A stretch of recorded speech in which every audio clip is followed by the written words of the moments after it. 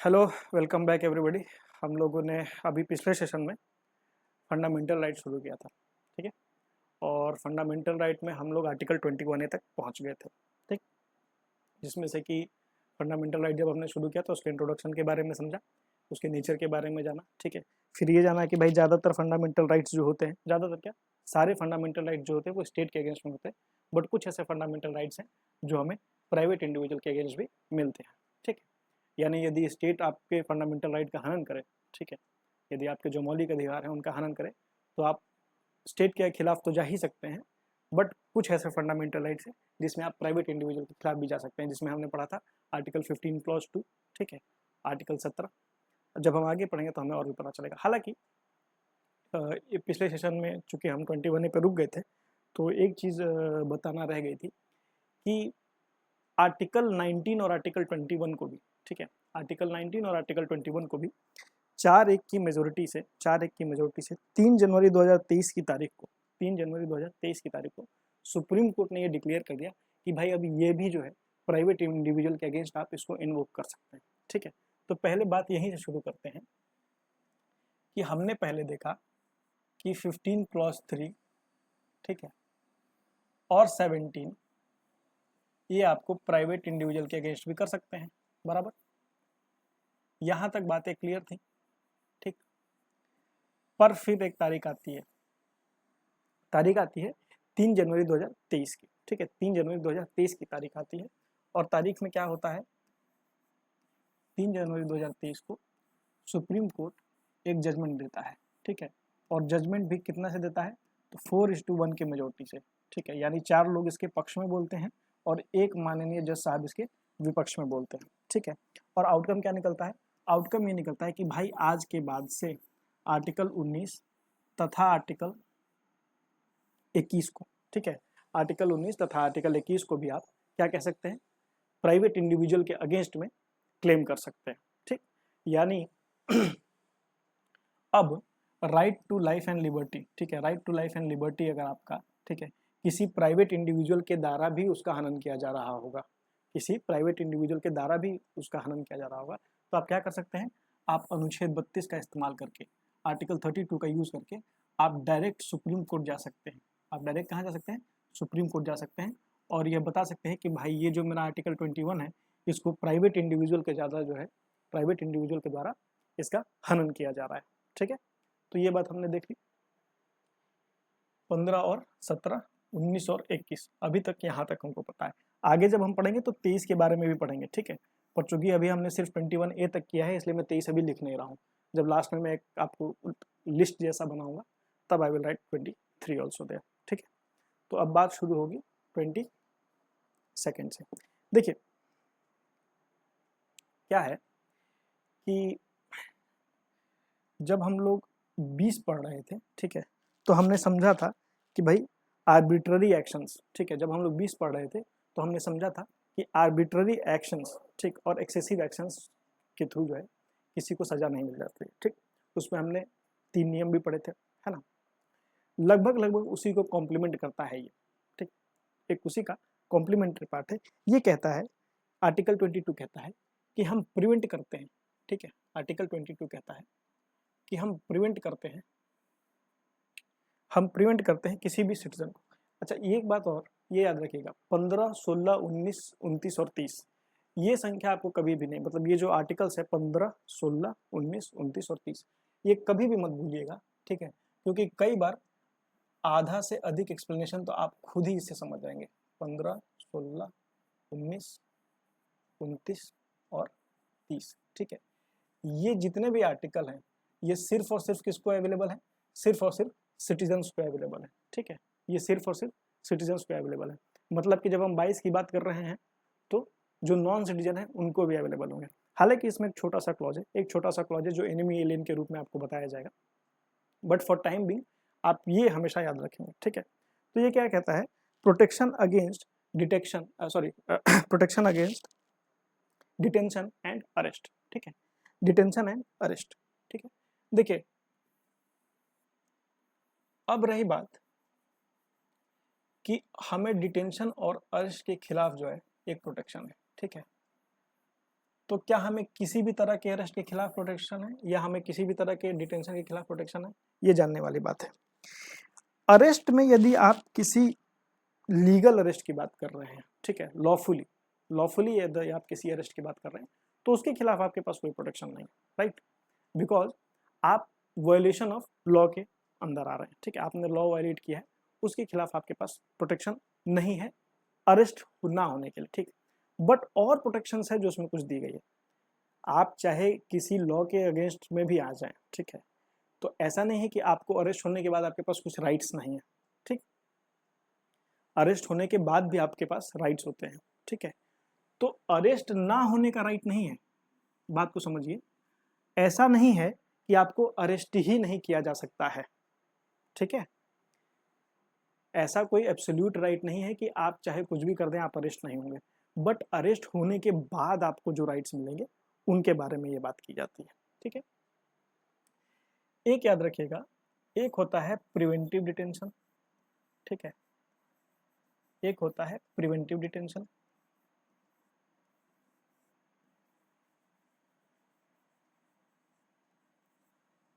और एक होता है प्यूनिटेटिव। प्यूनिटेटिव का मतलब वही है जब आपको अरेस्ट किया जाए, ठीक है, फॉर वायोलेशन ऑफ एक्ट्स, ठीक। प्रिवेंटिव में क्या होता है कि सिर्फ एक एप्रीहेंशन होता है, सिर्फ एक एप्रीहेंशन, सिर्फ एक आभास होता है कि भाई आपके वजह से लॉ एंड ऑर्डर की कोई समस्या उत्पन्न हो सकती है, ठीक है, आपके वजह से हो सकता है कि कोई वायलेंस इरप्ट हो जाए, ठीक। वैसे केसेस में प्रिवेंटिव डिटेंशन की वजह से आपको डिटेन किया जा सकता है। पर एक बात इसको आप जान लीजिए, पूरे दुनिया में डेमोक्रेसी की जब भी बात आएगी, ठीक है, तो प्रिवेंटिव डिटेंशन को, ठीक है, प्रिवेंटिव डिटेंशन को अपने संविधान में शामिल करने वाला एकमात्र देश कौन सा है? इंडिया है, ठीक है। तो यहाँ से एक चीज आपको ऑब्जेक्टिव के रूप में याद रखनी है कि India is the only democratic country, rather you can say India is the only democratic country जहाँ पे प्रिवेंटिव डिटेंशन जो है वो मेंशन्ड है संविधान के अंदर, ठीक है, समझ गए। प्यूनिटेटिव की जब हम बात करते हैं तो वो क्या होता है, वो आपका किसी एक्ट, किसी रूल, किसी लॉ के वायलेशन के अंदर जब आप इलेक्ट होते हैं तब प्यूनिटेटिव है। किसी एप्रीहेंशन, सिर्फ आभास मात्र पे कि भाई आपकी वजह से कुछ दिक्कतें आ सकती हैं, तो वो प्रिवेंटिव होता है, ठीक है। अब देखिए प्यूनिटेटिव डिटेंशन में आपके पास क्या क्या राइट्स हैं, ठीक है। जब आप अरेस्ट होते हैं, ठीक है, आपने ये इन जनरल भी आप जानते होंगे, ठीक है, मूवीज वगैरह में भी आपने देखा होगा। सबसे पहला क्या हक है? सबसे पहला हक है कि जैसे ही मैं अरेस्ट होता हूँ, ठीक है, 24 आवर्स के अंदर, 24 घंटे के अंदर क्या होना चाहिए, मुझे मजिस्ट्रेट के पास प्रस्तुत करना है, ठीक है। 24 आवर्स के अंदर क्या होना है, मुझे मजिस्ट्रेट के पास आपको प्रस्तुत करना होगा। जो पुलिस होती है वो क्या करती है, 24 आवर के बाद आपको मजिस्ट्रेट के पास प्रस्तुत करती है। अच्छा, बाय द वे, अरेस्ट होते ही, ठीक है, ये बेसिकली नंबर 2 होना चाहिए था, ये नंबर 1 है। अरेस्ट होते ही आपको ग्राउंड ऑफ अरेस्ट जरूर बताना है, ठीक है, ग्राउंड ऑफ अरेस्ट, ठीक। यदि आप प्यूनिटेटिव अरेस्ट होते हैं तो ग्राउंड ऑफ अरेस्ट जरूर बताना है और 24 घंटे के अंदर आपको मजिस्ट्रेट के पास ले जाना है। देखिए रियल टर्म में क्या होता है, थोड़ा सा जान लीजिए। जब भी आपको, लेटेस्ट से कि ये पुलिस है, ठीक है, जब भी आपको पुलिस अरेस्ट करेगी, ठीक है, और ये आप हैं, ठीक, जब भी आपको पुलिस अरेस्ट करेगी, अरेस्ट करने के बाद कहाँ ले जाती है, थाने ले जाती है, ठीक है। तो थाने में आपको जब बंद किया जाता है तो उसको क्या बोला जाता है, उसको बोला जाता है लॉकअप, ठीक है, उसको क्या बोला जाता है, लॉकअप। यदि उसकी हिंदी में बात करें तो क्या होता है, हाजत, ठीक है, ये होता है आपका हाजत, ठीक। जब आप थाने में बंद होते हैं तो आप लॉकअप में हाजत में जाते हैं, ठीक है। और ये पुलिस की जिम्मेदारी है कि भाई यहाँ से 24 घंटे के अंदर अंदर आपका रिमांड लेने के लिए किसके पास जाएं, जुडिशियल मैजिस्ट्रेट के पास जाओ, ठीक है, जुडिशियल मैजिस्ट्रेट, ठीक, ठीक है। यदि यह काम 24 घंटे के अंदर नहीं हो रहा है, ठीक है, तो आपके राइट्स का वायलेशन हो रहा है, ठीक। और कई जगहों पर आपको ये दिखेगा, ठीक है, कई बार ऐसा होता है कि जब पुलिस का एक्सेसिज्म, ठीक है, जब पुलिस जो है आपके ऊपर ज्यादती करने लगती है कि नहीं, आपने कि नहीं सीरियल्स में या न्यूज़ में या वेब सीरीज में आपने देखा होगा, है ना, एक मूवी भी आई थी, नाम मैं भूल रहा हूँ उसका, जिसमें कुछ ऐसी ही घटना घटी थी, ठीक। तो क्या होता है कि ये लॉकअप में रख लेते हैं, ठीक है, और एंट्री नहीं करते हैं, ठीक है, और क्या करते हैं, एंट्री नहीं करते हैं, ठीक है। वहाँ पे जैसे ही आप आते हैं ना, तो डायरी होती है, डायरी एंट्री करनी पड़ती है कि भाई हमने फलाने आदमी को रखा है, ठीक है। तो क्या होता है कि एंट्री का समय लिख दिया गया, उस समय से 24 घंटे में उनको प्रस्तुत करना होता है। तो ये एंट्री वाला पार्ट नहीं करते हैं। यदि आपका पुलिस का जो है आपके प्रति कोई मैलिस हो, ठीक है, तो अगर वो दुस्साहस या आपके साथ ज्यादती करना चाहे तो ये काम वहाँ पे होता है, ठीक। अब जब भी वो लॉकअप में है, इसको पुलिस कस्टडी भी बोला जाता है, ठीक है, इसको पुलिस कस्टडी भी समझ सकते हैं आप, ठीक है। और इसको बोला जाता है जुडिशियल कस्टडी। जब आप जेल चले जाते हैं ना 24 घंटे बाद, तो इसको कहा जाता है जुडिशियल कस्टडी, ठीक है। तो बस ये समझ लीजिए थोड़ा कि पुलिस कस्टडी में क्या होता है कि आपके साथ मार पीट वगैरह कुछ हो सकता है आपसे सबूत निकालने के लिए, है ना। तो इसके लिए क्या होते हैं कि जो जो लोग लॉकअप में होते हैं, ठीक है, वो जुडिशियल कस्टडी में जाना चाहते हैं। वैसे तो कोई जेल नहीं जाना चाहता, लेकिन अगर जेल चले भी गए, फर्ज कीजिए ऐसा कुछ हो गया है, तो चाहेंगे कि भाई जुडिशियल कस्टडी में हमको रखा जाए, ठीक है, क्योंकि पुलिस कस्टडी में कई बार जो है ज्यादतियाँ होने के चांसेस रहते हैं, ठीक है। तो इसके लिए ये प्रोविज़न दिया हुआ है कि भाई अगर आपने किसी को अरेस्ट किया है तो 24 घंटे के अंदर मजिस्ट्रेट के पास प्रस्तुत करें, और मजिस्ट्रेट के पास से आपको क्या लेना होता है, उसका रिमांड लेना होता है, ठीक है, क्या लेना होता है, उसका रिमांड लेना होता है। हालांकि ये प्रोसीजरल चीज़ें हैं, ये परीक्षा में आपको नहीं आएंगी, बट अवेयर रहना जरूरी है, ठीक है। तो ये हो गई बात दो चीज़ों की, ठीक है। सबसे पहले क्या है कि अगर ये 24 घंटे वाला नहीं फॉलो हुआ तब उनके पास राइट है टू गेट रिलीज, ठीक है, राइट है टू गेट रिलीज्ड, ठीक। अगर 24 घंटे में नहीं हुए तो छोड़, मतलब वो छूट जाने चाहिए, ऐसा उनका हक बनता है, ठीक है। एक इम्पोर्टेंट और जो आप लोग को पता होगा, भैया लॉयर, ठीक है, आपने मूवीज वगैरह में भी बड़े कई बार सुना होगा, जैसे ही कोई हीरो अरेस्ट होता है तो कहता है मुझे अपने लॉयर से बात करनी है, ठीक है। तो वो क्या कहना चाहता है कि भैया मुझे अपना आर्टिकल 22 जो है वो इस्तेमाल करना है, ठीक, आर्टिकल 22 इस्तेमाल करना है, मुझे अपने लॉयर से बात करनी है, ठीक है। तो ये तीन चीज़ों का ध्यान रखेंगे, 24 घंटे, ग्राउंड ऑफ अरेस्ट, लॉयर, अगर 24 घंटे फेल होता है, अगर 24 घंटे फेल होता है तो क्या, राइट टू गेट रिलीज्ड, ठीक है। बट फर्ज कीजिए कि अरेस्ट जो है वो बाहर से हो रहा है।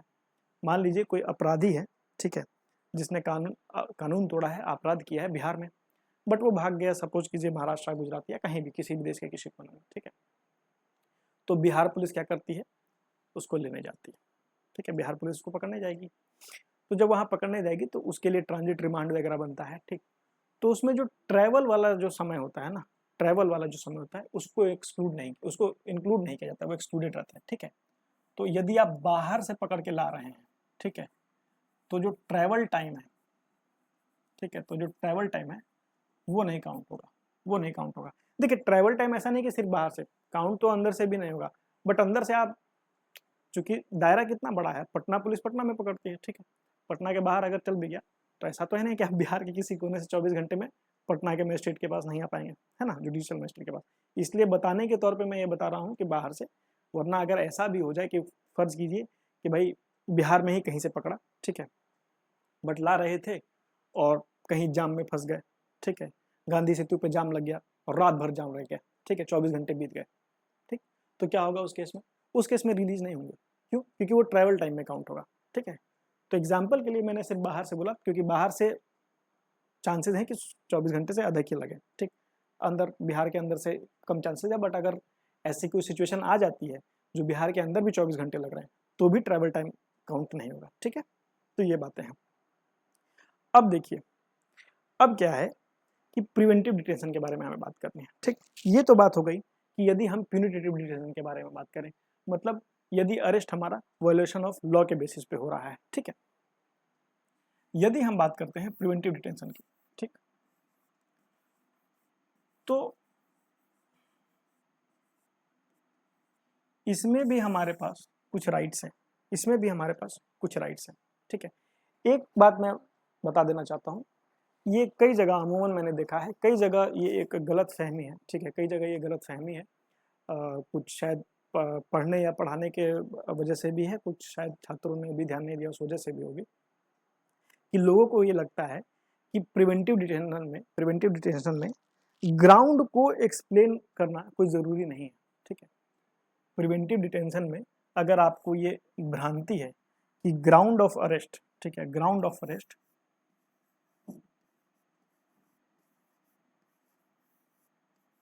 नहीं बताना होता है, तो ये गलत है, ठीक है, तो ये गलत है, ठीक है।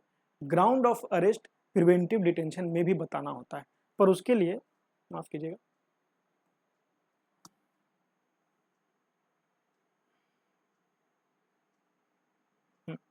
Ground of arrest preventive detention में भी बताना होता है, ठीक है। पर जब प्यूनिटेटिव डिटेंशन होगा ना, तो 24 घंटे के अंदर कंपल्शन है, ठीक है, मतलब 24 घंटे के अंदर आपको लेके आना है, ठीक है, तुरंत आपको बता देना पड़ता है कि भाई ग्राउंड ऑफ अरेस्ट क्या है, और फिर आपको लेके आना पड़ता है।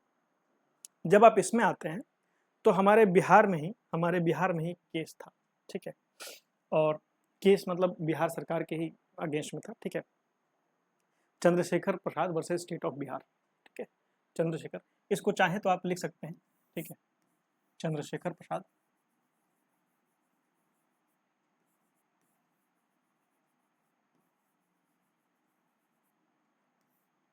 चंद्रशेखर प्रसाद वर्सेज स्टेट ऑफ बिहार,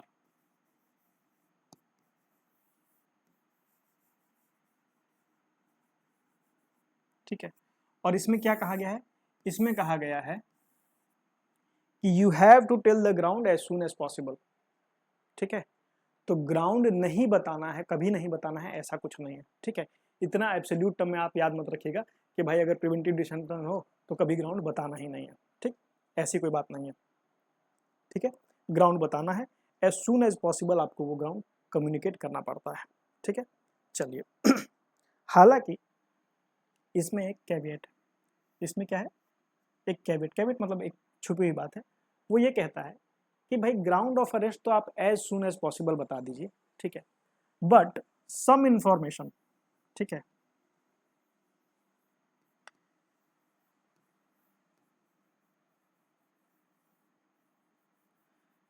कुछ इंफॉर्मेशन को आप हाइड कर सकते हैं, सम इंफॉर्मेशन को आप हाइड कर सकते हैं, ठीक है।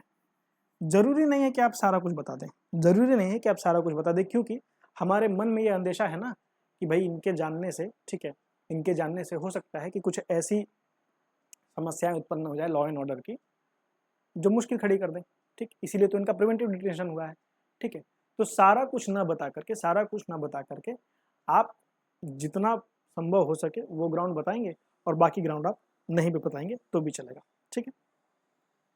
इसमें देखिए प्रिवेंटिव डिटेंशन में क्या दिया हुआ है कि इसमें आप एट मैक्स कितने दिन का, 2 महीने के लिए कर सकते हैं, ठीक है, 2 मंथ्स के लिए आप कर सकते हैं। लेकिन मान लीजिए कि कोई ऐसा सिचुएशन आ जाए कि हमें प्रिवेंटिव डिटेंशन को बढ़ाना पड़ जाए, ठीक है, कोई ऐसा सिचुएशन आ जाए कि प्रिवेंटिव डिटेंशन को 2 महीने से आगे बढ़ाना पड़ जाए, तो उसमें क्या करेंगे, उसमें जो है उसमें जो है ये, हाँ सॉरी, ठीक है, उसमें जो है क्या होता है कि एक हाई कोर्ट जजेस की एडवाइजरी बोर्ड बैठती है, हाई कोर्ट जजेस की एडवाइजरी बोर्ड बैठती है, ठीक है। ये प्रिवेंटिव डिटेंशन में जो है ये, माफ कीजिएगा, 2 नहीं 3 होगा, ठीक है, 3 मंथ्स, ठीक है। इसके बाद अगर आपको आगे जाना है तो हाई कोर्ट जजेस की एक बोर्ड बैठेगी, जिसके थ्रू आपको एडवाइस लेना होगा और उसके बाद ही आपको आगे बढ़ाना है, उसके पहले आप नहीं बढ़ा सकते। ठीक, तो ये हो गया हमारा 22 नंबर। ठीक है, 22 नंबर में जानने लायक जो बातें थी वो सारी आपको बता दी गई हैं। सवाल आने लायक जो बात है ये यही 3 महीने वाली बात है। ठीक है, या फिर आपको 24 घंटे ट्रैवल टाइम एक्सक्लूड होगा इंक्लूड होगा, वैसे कुछ सवाल शायद आ सकते हैं। चलिए अब हम बात करते हैं 23 और 24। जो हमने शुरुआत में याद करने का तरीका सीखा था उससे हमें क्या पता चलता है कि 23 और 24 में हमारी प्लेसमेंट हो जाती है। ठीक है, 23 और 24 में हमारी प्लेसमेंट हो जाती है और क्या होता है कि हम जो है अगेंस्ट एक्सप्लॉयटेशन की बात करने लगते हैं। ठीक है, 23 में और 24 में क्या होता है कि हम आपको अगेंस्ट एक्सप्लॉयटेशन की बात करने लगते हैं। ठीक है, देखिए 23। ठीक, देखिए जब भी 23 की बात करेंगे, इनफैक्ट किसी भी आर्टिकल की जब भी बात करेंगे सॉरी, तो एक चीज हमें हर बार दिमाग में दोहरानी है, 15, 16, 19, 29 और 30। तो इसका क्या मतलब है? तो इससे पहला बात जो है, जो पहली बात है वो ये तो क्लियर हो जा रहा है कि भाई सिटीजन और नॉन सिटीजन दोनों को मिलेगा, उसमें तो कहीं डाउट ही नहीं है। ठीक है, अब एक और बड़ी अच्छी बात है इसमें, वो क्या है कि ये प्राइवेट इंडिविजुअल के अगेंस्ट भी आपको मिलता है। ठीक है, ये आपको प्राइवेट इंडिविजुअल के अगेंस्ट भी मिलता है।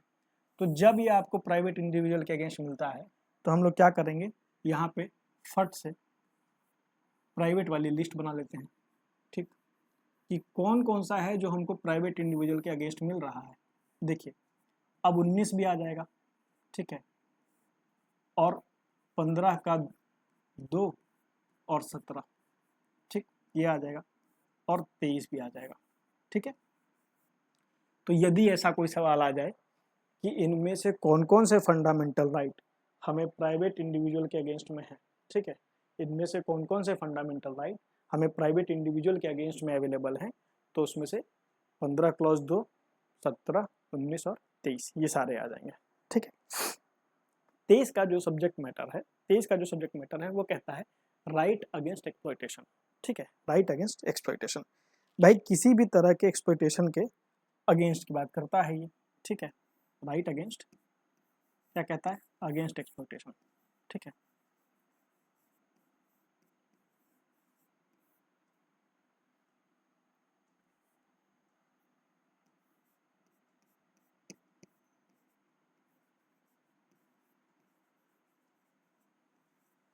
ठीक है, ये एक्सप्लॉयटेशन किस तरह का हो, ये एक्सप्लॉयटेशन किस तरह का हो, ये कोई फिक्स पैमाना इसमें डिफाइंड नहीं है। ठीक है, मान लीजिए कि यदि आपसे कोई अनविलिंगली काम भी करा रहा है, ठीक है, अनविलिंगली स्टेट आपसे कोई काम करा रहा है ठीक है, तो वो आपके एक्सप्लॉयटेशन का पार्ट होता है।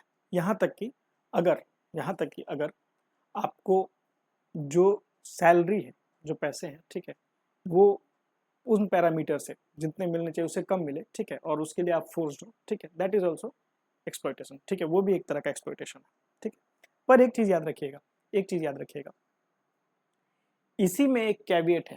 क्या कहता है कि भाई स्टेट चाहे, अगर अगर स्टेट चाहे तो आपको कंपलसरी सर्विस ले सकता है आपसे।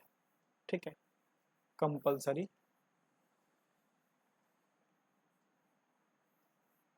सर्विस, ठीक, कंपलसरी सर्विस आपसे ले सकता है। स्टेट आपसे किस तरह की कंपलसरी सर्विस ले सकता है बताइए? ये सर्विस जो होती है पब्लिक पर्पस के लिए। कैसी कंपलसरी सर्विस? किस लिए? For for public purpose. ठीक है, फॉर पब्लिक पर्पस, किसी पब्लिक पर्पस के लिए कंपलसरी जो है सर्विस आपसे ली जा सकती है। आपको पता होगा दुनिया में कई सारे ऐसे देश हैं, दुनिया में कई सारे ऐसे देश हैं जहाँ पे कंपलसरी मिलिट्री सर्विस जो है ली जाती है ना, कि आपको इतने साल मिलिट्री में सर्व करना ही करना है। ठीक है, तो वो जो कंपलसरी मिलिट्री सर्विस है अगर वो इंडिया में हो जाए, ठीक है, पब्लिक पर्पस के लिए, तो वो किसका पार्ट हो जाएगी? 23 का। ठीक, एक बार एक चीज थोड़ी सी हम रिवाइज कर लेते हैं ताकि आप कहीं भूले ना। देखिए डोमिसाइल को क्राइटेरिया कौन बना सकता है? पार्लियामेंट, ठीक है, जॉब के लिए, ठीक है। और ये किस में आता है? 16 में, ठीक।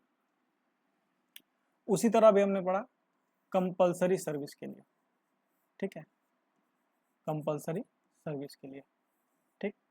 तो कंपलसरी सर्विस के लिए कहाँ पे बात होती है?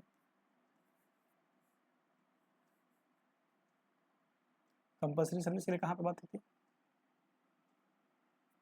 23 में, ठीक है।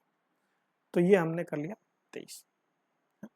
अब हम लोग करते हैं आर्टिकल 24। देखिए आर्टिकल 24 ये कहता है कि यदि 14 वर्ष से कम का है बच्चा, ठीक है, कोई भी अगर 14 वर्ष से कम का है तो क्या होगा? उसको फैक्ट्री, उसको माइंस या उसको हजार्डस एक्टिविटी में काम नहीं करने दिया जाएगा। कहाँ कहाँ नहीं करने दिया जाएगा भाई? 14 से कम को देखिए,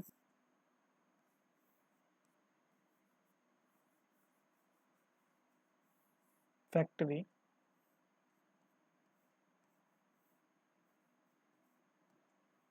माइंस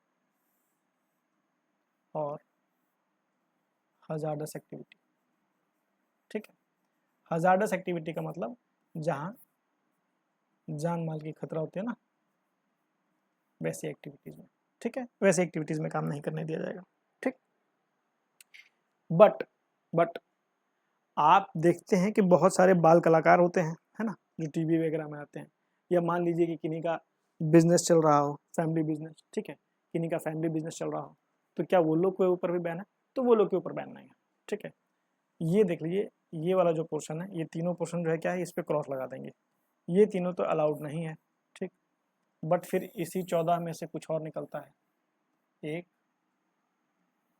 2 3, इनोसेंट वर्क, ठीक है।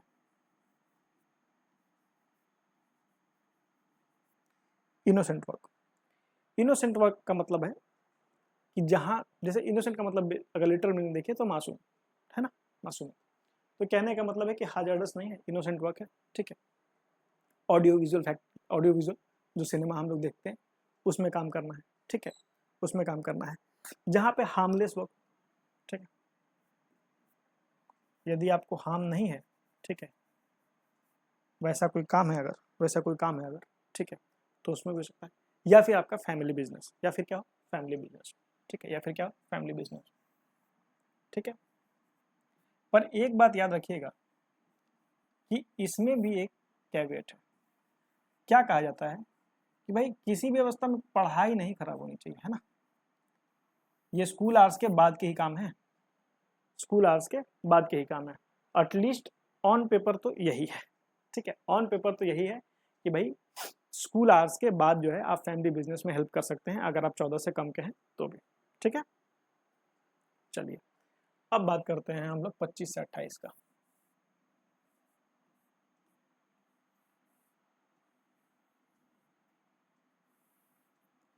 25 से 28 में हम लोग क्या करते हैं? हम लोग एसडीएम बनने की तैयारी करते हैं, आईएएस आईपीएस बनने की तैयारी करते हैं। इसलिए हम लोग क्या करते हैं? आईटी वाली जॉब छोड़ के आ जाते हैं। और जब हम लोग तैयारी करने लगते हैं तो हमें क्या पता चलता है? हमें पता चलता है कि भाई हमारा जो समाज है, ठीक है, हमारा जो देश है, उसमें रिलीजन का जो फैक्टर है, ठीक है, वो कितना इंपॉर्टेंट है, ठीक। फ्रीडम ऑफ रिलीजन जो है उसका एक बहुत बड़ा एस्पेक्ट है। हम पॉलिटी पढ़ना शुरू करते हैं और हमें पता चलता है, ठीक। तो 25 से 28 तक में हम क्या करते हैं? पॉलिटी की पढ़ाई करते हैं और हमें क्या पता चलता है कि भैया अगर आपको एसडीएम, आईएएस आईपीएस डीएसपी साहब बनना है तो आपको ये जानना होगा। क्या जानना होगा? देख लीजिए 25 कहता है freedom of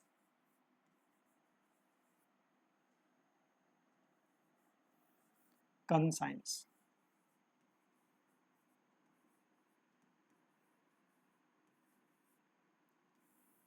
freedom of conscience मतलब अंतरात्मा, है ना, अंतरात्मा। आप लोग को पता होगा ये अंतरात्मा की आवाज, ठीक है, ये बड़ी महत्वपूर्ण है इंडिया के पोस्ट इंडिपेंडेंस हिस्ट्री में, है ना। क्यों? क्योंकि प्रेसिडेंट की वोटिंग चल रही थी, ठीक है, और प्रेसिडेंट की वोटिंग में दो पक्ष जो है, जो रूलिंग डिस्पोजिशन होता है वो और जो अपोजिशन होता है वो, दोनों लोगों ने अपने अपने कैंडिडेट उतारे हुए थे, ठीक। और जो रूलिंग कैंडिडेट थे वो ऐसा भी हो सकता था कि भाई मतलब चूंकि अपोजिशन नहीं, एक्चुअली उसमें जो फैक्शन हो गया था, जब हम पोस्ट इंडिपेंडेंस पढ़ाएंगे तो अच्छे से बता देंगे, उसमें दो फैक्शन हो गया था, तो एक कैंडिडेट उतारा गया था जिनको सपोर्ट किया था इंदिरा गांधी ने, ठीक है। और वही समय है जब उन्होंने कह दिया था, सबसे अपील की थी कि भाई अपने अंतरात्मा की आवाज़ को सुन करके वोट करें, है ना। और इसलिए उनका उनके सपोर्टेड कैंडिडेट थे वो बाद में जीत के आ गए थे। तो इसलिए ये जो अंतरात्मा की आवाज़ है ये बहुत इंपॉर्टेंट है, रही है अपने पोस्ट इंडिपेंडेंस हिस्ट्री में इंडिया के लिए, ठीक है। तो freedom of conscience, freedom of conscience का क्या मतलब है? फ्रीडम ऑफ कंसाइंस, ठीक है, अंतरात्मा की आवाज़, ठीक है।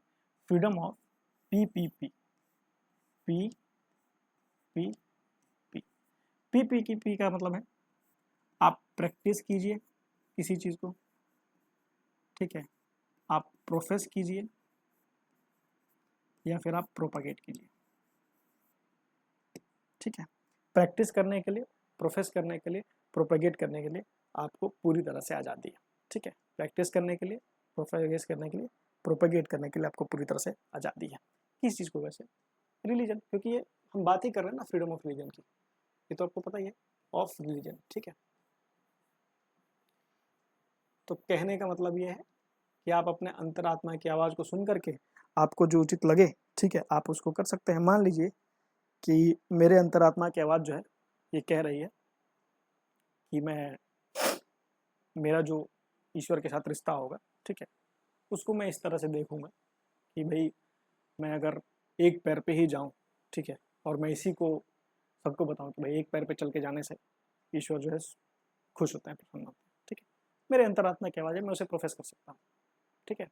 इसीलिए आपको पता होगा कि कुछ हमारे यहाँ सेक्ट्स चलते हैं, ठीक है। जैसे आपको पता होगा आनंद मार्गी, ठीक है, एक आनंद मार्गी सेक्ट है, ठीक है। तो उनका जो जुड़ने का तरीका है ईश्वर से, ठीक है, वो उनका अपना तरीका है, ठीक। वो एक पंथ गए हैं, वो कुछ खास मंत्र या जो भी है उनका, ठीक है, तो उसके तहत वो जुड़ते हैं। तो ये आज़ादी कहाँ से आती है? यहाँ से, ठीक। आप कैसा जो है अपने रिलीजन को किस तरह से आप प्रोफेस करना चाह रहे हैं, किस तरह से, क्या आपके अंतरात्मा की आवाज़ कहती है, ठीक है, ये सारी चीज़ आपके उसमें मेंशन है, ठीक। तो ये जो आनंद मार्गी, या फॉर दैट मैटर आपको देखा पता होगा एक रामकृष्ण परमहंस संप्रदाय भी है, ठीक है, ये भी सेक्ट है, ठीक। हालांकि इसको लेकर के कोर्ट केस था और वो जो उसके बारे में हम आगे बात करेंगे। बट ये सारे आपको कहाँ से मिल रहे हैं? यदि कोई आनंद मार्गी आपको ये कह रहा है कि भाई मेरा ईश्वर से जुड़ाव जो है इस तरह से होगा, तो ये कहाँ से आ रहा है? आर्टिकल 25 से आ रहा है, ठीक। आर्टिकल 25 से आ रहा है। अब हम लोग चलते हैं 26 की तरफ। देखिए 26 26 क्या कहता है कि आपके पास हक है कि आप मैनेज करें, ठीक है, आपके पास हक है कि आप मैनेज करेंगे, ठीक है, क्या चीज़? रिलीजियस अफेयर्स को, ठीक है, रिलीजियस अफेयर्स को, यानी आपके जो रिलीजन के, ठीक है, आपके जो रिलीजन के मुद्दे हैं, जो रिलीजियस अफेयर होंगे, ठीक है, उसको आप क्या कर सकते हैं? मैनेज कर सकते हैं। पर एक बात का ध्यान रखिएगा, एक बात का ध्यान रखिएगा कि हमारे यहाँ स्टेट में, हमारे यहाँ स्टेट और रिलीजन में वाटर टाइट जो है, वाटर टाइट सेपरेशन नहीं है, ठीक है। ये बात हमने तब सीखी थी जब हम पॉजिटिव और नेगेटिव सेक्युलरिज्म के बारे में बात कर रहे थे, ठीक। जिन्होंने इंट्रोडक्शन का वीडियो देखा होगा उन्हें पता होगा, ठीक है। तो कहने का मतलब है कि इंडिया का जो सेक्युलरिज्म है, इंडिया का जो सेक्युलरिज्म है, ठीक है, वो क्या है? पॉजिटिव। उसमें क्या है? Complete separation of state and religion नहीं है, ठीक है। जहां भी जरूरत पड़ेगी, जहां भी जरूरत पड़ेगी, in the interest of citizens, in the interest of nation, क्या हो सकता है? स्टेट जो है इंटरवीन करता है, और स्टेट इंटरवीन करता भी है, रिलीजियस अफेयर्स में भी करता है। इसका क्या है? प्राइम एग्जांपल अभी रिसेंट कौन सा है? ट्रिपल तलाक। ठीक है, ट्रिपल तलाक को क्या किया गया, कानून बना करके इसको खत्म किया गया। ठीक है, अब अगर ऐसे देखा जाए तो ये पार्ट है रिलीजियस अफेयर के अंदर, राइट ऑफ ग्रुप के अंदर। ठीक है, उनके अंदर क्या रहा है, ये कस्टमरी लॉ का भी पार्ट है। तो आर्टिकल 13 इसको अलाउ कर रहा था और 26 बता रहा था कि भाई इनके पास ये था, बट हम क्या करते हैं, पॉजिटिव सेक्युलरिज्म। ठीक, और जब भी पॉजिटिव सेक्युलरिज्म करेंगे तो हमारे पास ये सारी चीज़ें जो है अवेलेबल है टू चेंज।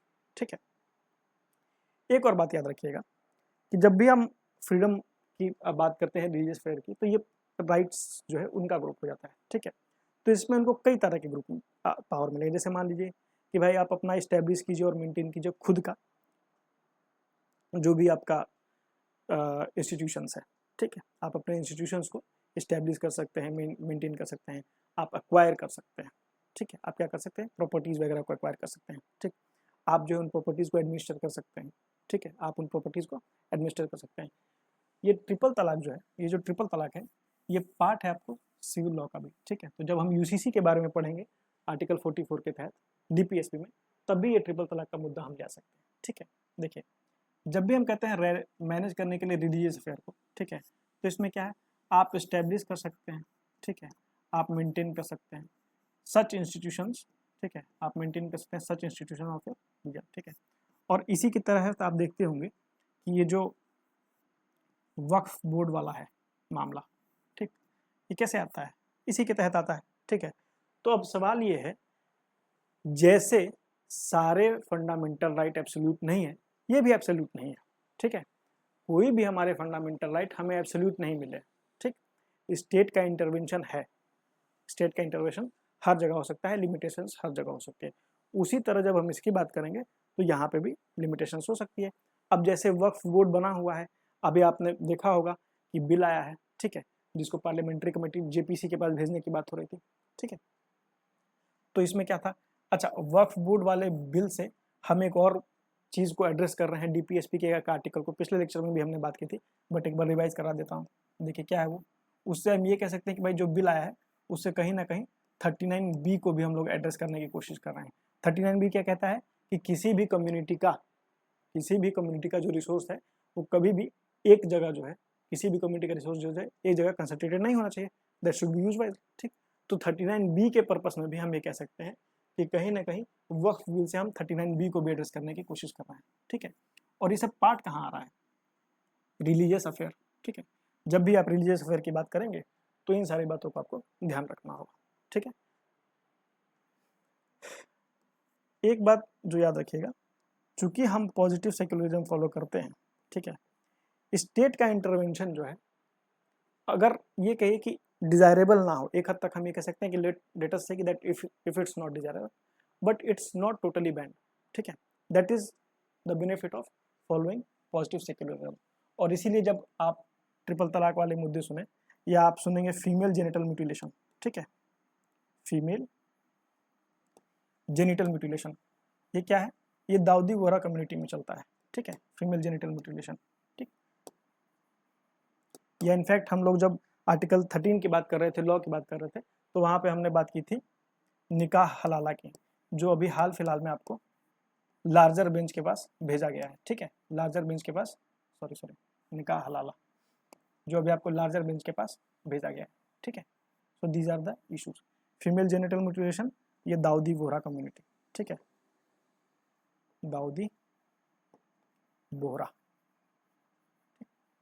और निकाह हलाला क्या है, निकाह हलाला में एक्स और वाई लेटस से अगर पति पत्नी है, ठीक है, एंड दे गेट डिवोर्स, ठीक है, then let's say if Y is the lady, तो अगर ये किसी जेड नाम के पुरुष के साथ ये शादी करती हैं, ठीक है, तो she will have to consummate the marriage.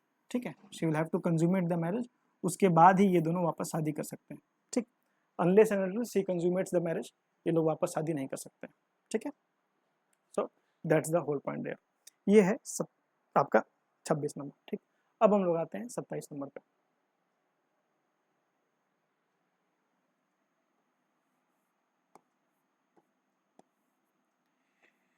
छब्बीस के बारे में जब हम लोग पढ़ रहे थे तो हमने ये जाना था कि ये कैसा राइट है, ये ग्रुप का राइट है। ठीक है, जब जब हम बात कर रहे थे ये ग्रुप का राइट है, ठीक है।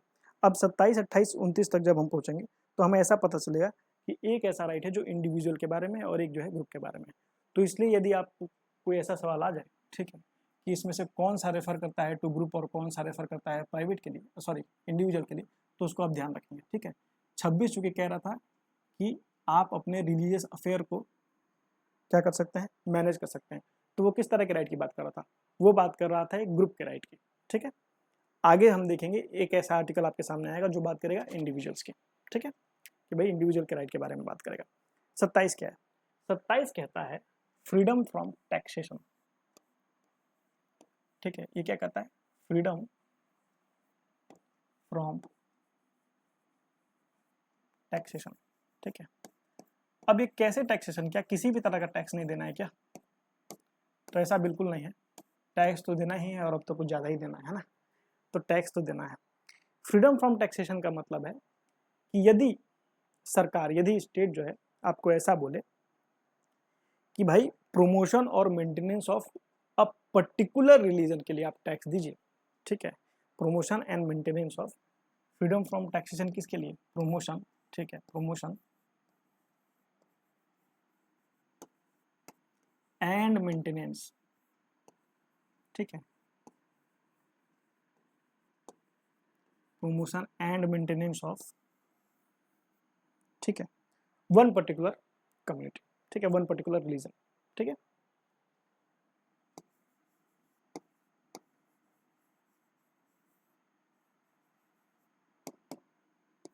तो ये क्या है, ये नहीं होगा, ठीक है। आपको इस बात की आज़ादी है कि सरकार जो है, ठीक है, किसी एक रिलीजन के लिए, ठीक है, ABCD कोई भी रिलीजन हो, किसी एक रिलीजन के लिए उसके मेंटेनेंस के लिए, ठीक है, मान लीजिए कि आपको रिलीजियस कोई पर्पस हो, वर्क हो, ठीक है, उसके लिए आपसे टैक्स नहीं ले सकती है, ठीक है, आपसे टैक्स नहीं ले सकती है, ठीक। पर एक चीज याद रखिएगा कि टैक्स आपसे नहीं लिया जा सकता है, बट फीस कलेक्ट की जा सकती है, ठीक है, फीस कलेक्ट की जा सकती है फॉर ऑपरेशनल पर्पसेस, ठीक है। देखिए टैक्स का मतलब है, जैसे आप जब मॉडर्न हिस्ट्री, मेडिवल हिस्ट्री भी पढ़ेंगे, ठीक है, फॉर दैट मैटर मॉडर्न का भी थोड़ा पार्ट, क्योंकि औरंगजेब के बाद वाले को मॉडर्न में काउंट किया जाता है, ठीक है। तो जब आप वो पढ़ेंगे तो आपको पता होगा कि कई तरह के लगते थे, जैसे एक जजिया लगता था, ठीक है, जो कि रिलीजियस टैक्स था, एक ज़कात लगता था, ठीक है, जजिया ज़कात, एक खम लगता था, ठीक है, और एक खराज लगता था, ठीक। जजिया, ज़कात, खम और खराज ऐसे टैक्सेस लगा करते थे मुगल एरा में, ठीक है, सॉरी किधर से, हाँ, जजिया, ज़कात, खम और खराज ऐसे लगा करते थे, ठीक है। तो ये था क्या, ये जजिया जो था ये सिर्फ हिंदुओं पे लगता था, ठीक है, हिंदुओं पे लगने वाला टैक्स था, ठीक। तो ऐसा कोई टैक्स जो है अब आप नहीं लगा सकते,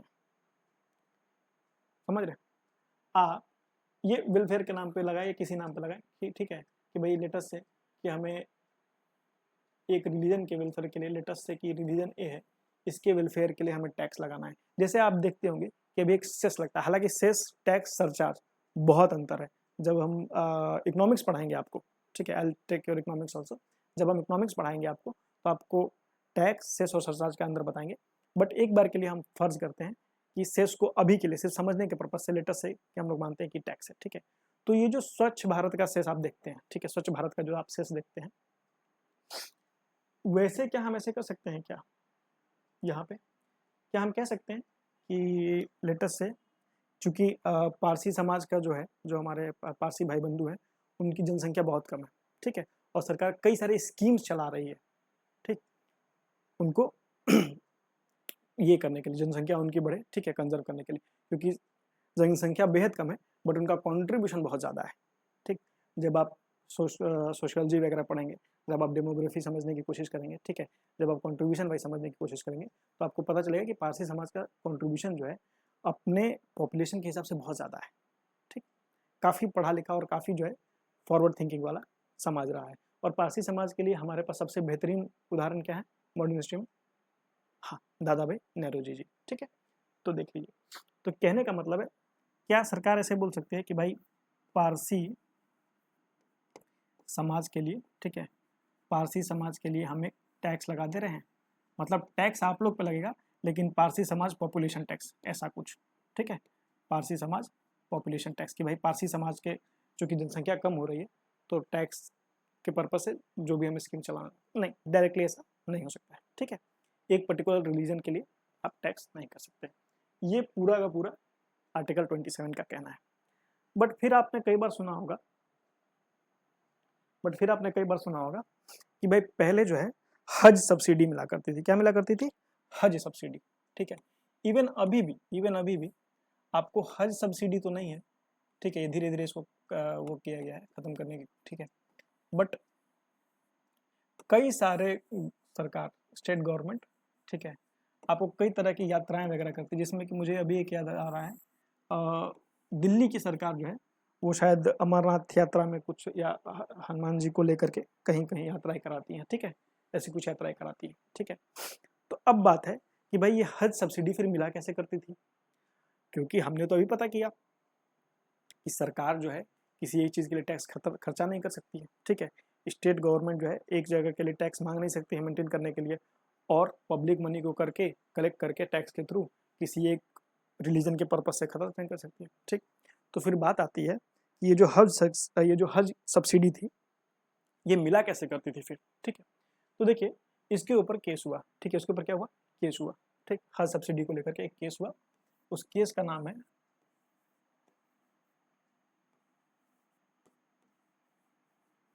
Praful Goradia versus Union of India, ठीक है।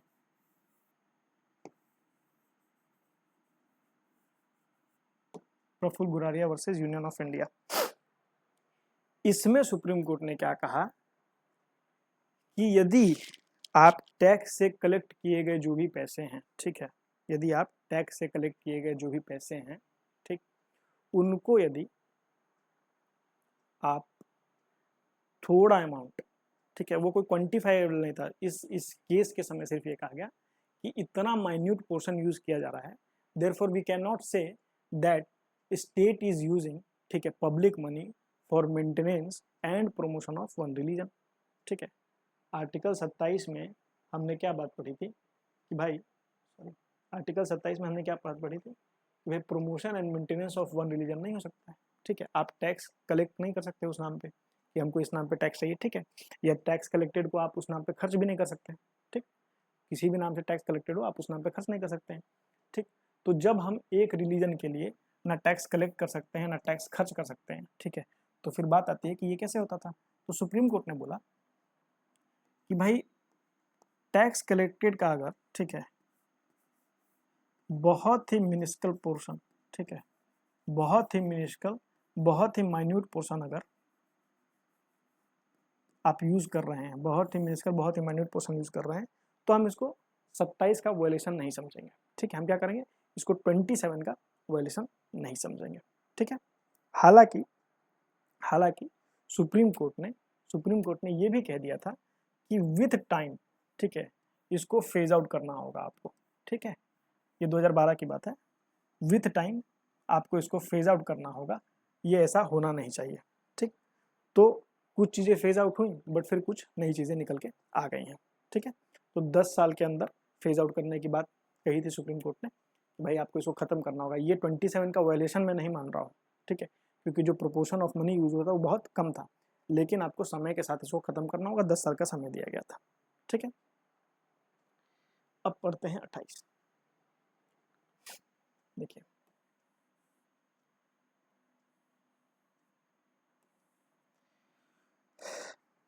28 क्या कहता है।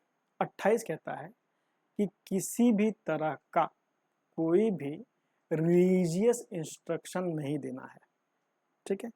कहाँ नहीं देना है?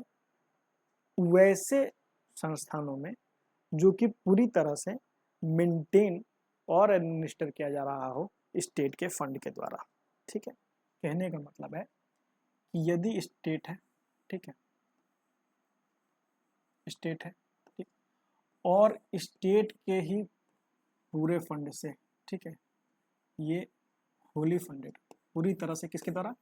स्टेट फंड कर रहा है, ठीक है, और एक के स्कूल बन रहा है, ठीक। तो इसमें आप क्या कर सकते हैं, रिलीजियस इंस्ट्रक्शन नहीं दे सकते, ठीक है, किसी भी तरह के रिलीजियस इंस्ट्रक्शन को आप नहीं दे सकते हैं, ठीक। हाँ, रिलीजियस इंस्ट्रक्शन आप नहीं दे सकते हैं। बट एक चीज याद रखिएगा, यदि ये फंड तो हो रहा हो स्टेट के द्वारा, ठीक है, ये फंड हो रहा हो स्टेट के द्वारा, फंड जैसा पहले हो रहा था कि स्टेट फंड कर रहा था, उसी के द्वारा फंड हो रहा है, ठीक है, पर क्या है, ये एक इंडाउमेंट या फिर एक ट्रस्ट के तहत बन रहा है, ठीक है, इंडाउमेंट या ट्रस्ट के तहत है, ठीक है, इंडाउमेंट या ट्रस्ट के तहत है। तो क्या हो जाता है, ये रिलीजियस ही होता है बेसिकली, ठीक है, रिलीजियस इंडाउमेंट या ट्रस्ट के तहत, ठीक। तो वैसे केस में क्या है, वैसे केस में आप इम्पार्ट कर सकते हैं, ठीक, वैसे केस में आप इम्पार्ट कर सकते हैं। देखिए लॉजिक सिंपल है, जब स्टेट कर रहा हो, ठीक है, फंड, और किसी रिलीजियस ट्रस्ट या रिलीजियस इंडाउमेंट के तहत वो पैसे ना दे रहा हो, ठीक है, ठीक है, उस केस में क्या होगा, स्टेट जो है पूरी तरह से फंड कर रहा है, और हमारे स्टेट का नेचर क्या है, सेक्युलर है, ठीक है, हमारे स्टेट का नेचर क्या है, सेक्युलर है। तो फिर क्या होगा, जब हम सेक्युलर हैं तो हम किसी एक विशेष जो है रिलीजन को लेकर के, किसी एक विशेष रिलीजन को लेकर के हमको इंस्ट्रक्शन नहीं दे सकते हैं, ठीक है, किसी भी तरह का रिलीजियस इंस्ट्रक्शन हम नहीं दे सकते हैं, ठीक है। लेकिन यदि स्टेट फंड कर रहा है या एडमिनिस्ट्रेशन कर रहा है या फंड प्रोवाइड कर रहा है और वो रिलीजियस इंडाउमेंट के तहत है, ठीक है, और वो रिलीजियस इंडाउमेंट के तहत है, ठीक है, तो उस केस में क्या है कि हम फंड कर सकते, हम रिलीजियस इंस्ट्रक्शन दे सकते हैं, ठीक है, क्योंकि जब रिलीजियस इंडाउमेंट के तहत आ ही रहा है वो, ठीक है, तो इसका मतलब है कि उसका जो पर्पस है उसमें कहीं ना कहीं रिलीजन को लेकर के जागरूकता के बारे में भी हो सकता है, इसलिए वहाँ पे ये अलाउड है, ठीक। अब हम लोग करते हैं 29 और 30, ठीक है, 29-30 देखिए,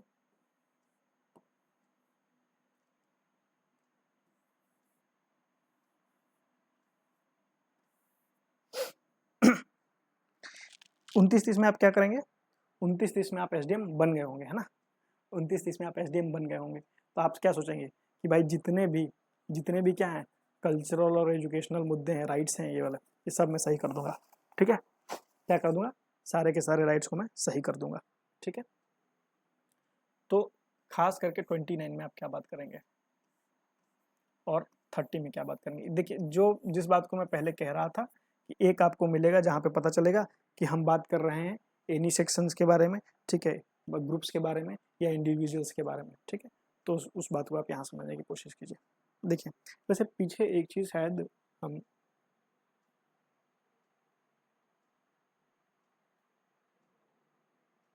27 में ना, हाँ 27 में जब हम बात कर रहे थे तो ये क्या था, सॉरी 26 में जब हम बात कर रहे थे, ठीक है, ब्लैंक कैसे आ गया ये,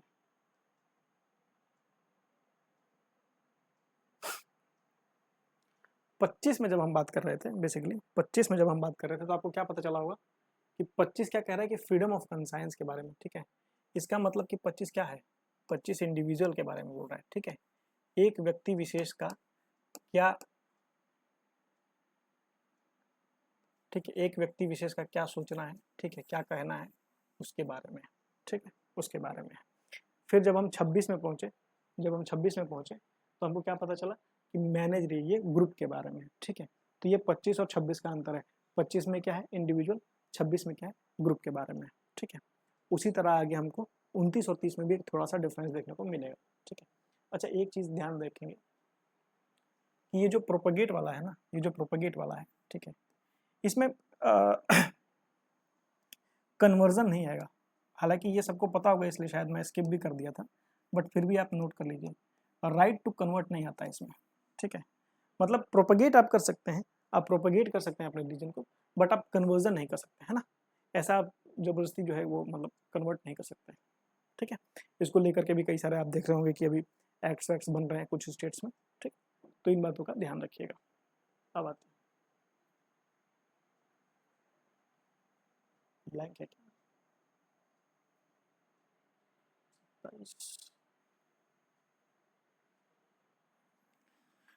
28 तो हमने कर लिया था ना,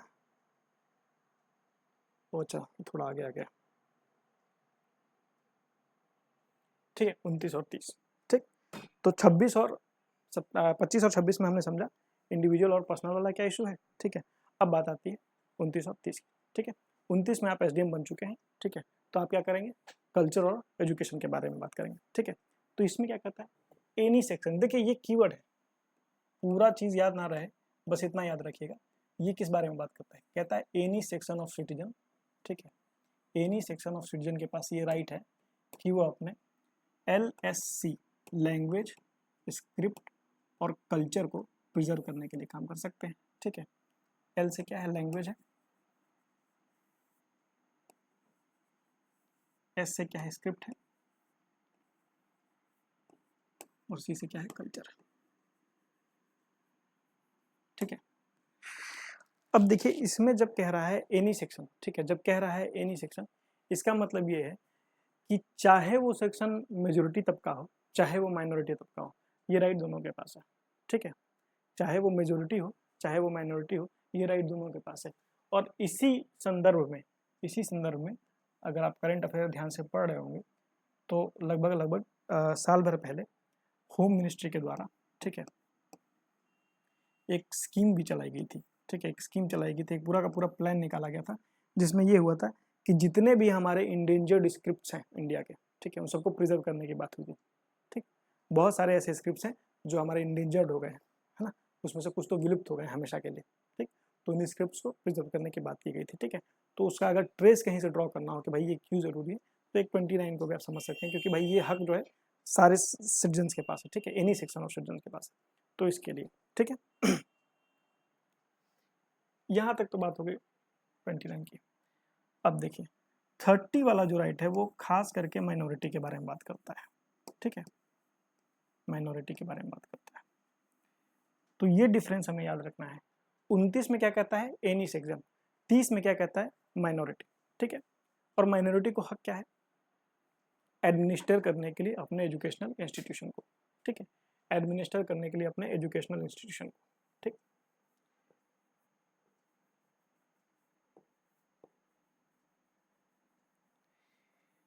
पर फिर वही बात ध्यान रखिएगा, सुप्रीम कोर्ट ने वापस से इसको क्लैरिफाई किया है, जैसे कि हर फंडामेंटल राइट में होता है वैसे ही ये राइट भी एब्सोल्यूट नहीं है, ठीक है। अगर इफिशियंसी या परफॉर्मेंस की बात आएगी तो स्टेट जो है इजीली इसमें इंटरवीन कर सकता है, ठीक। ऐसा नहीं है कि किसी पर्टिकुलर रीजन ने कोई विद्यालय खोल दिया, कोई स्कूल खोल दिया, वैदिक पाठशाला, मदरसा, कुछ भी खोल दिया और आप ये कह दें कि भाई ये स्टेट के इंटरवेंशन से कम्प्लीटली आइसोलेटेड है, ऐसा नहीं है, ठीक है। जब भी परफॉर्मेंस एनालिसिस की बात आएगी तो स्टेट का इंटरवेंशन, क्योंकि हम पॉजिटिव सेकुलरिज्म फॉलो करते हैं, स्टेट का इंटरवेंशन हो सकता है, ठीक है।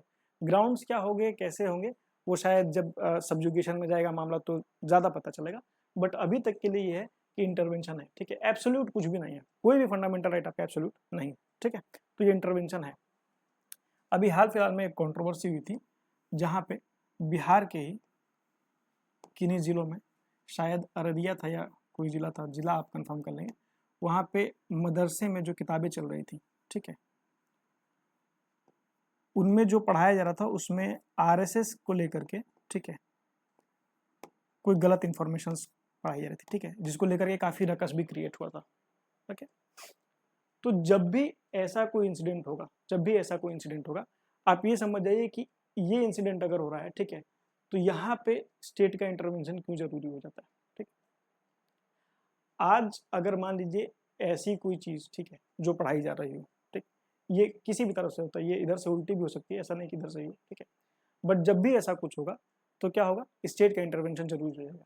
और कई बार ऐसा होता है कि जब हम सब्जेक्ट और सिलेबस डिसाइड करते हैं इवन माइनॉरिटी इंस्टीट्यूशन में, ठीक है, तो वहाँ भी स्टेट का कंसल्टेशन कंपलसरी हो जाता है, ठीक है। तो इसके लिए ऐसा नहीं कह सकते हैं कि माइनॉरिटी को जो राइट है अगर अपने एजुकेशनल इंस्टीट्यूशन को एडमिनिस्टर करने का, तो वो एब्सोल्यूट राइट है, ठीक है। एब्सोल्यूट राइट किसी भी केस में किसी को नहीं दिया गया, ठीक। तो यहाँ तक पढ़ लीजिए। इसमें एक छोटा सा कैविएट है जो कि आपको 44th अमेंडमेंट एक्ट से ऐड हुआ था। बेसिकली वो कैविएट ये कहता है कि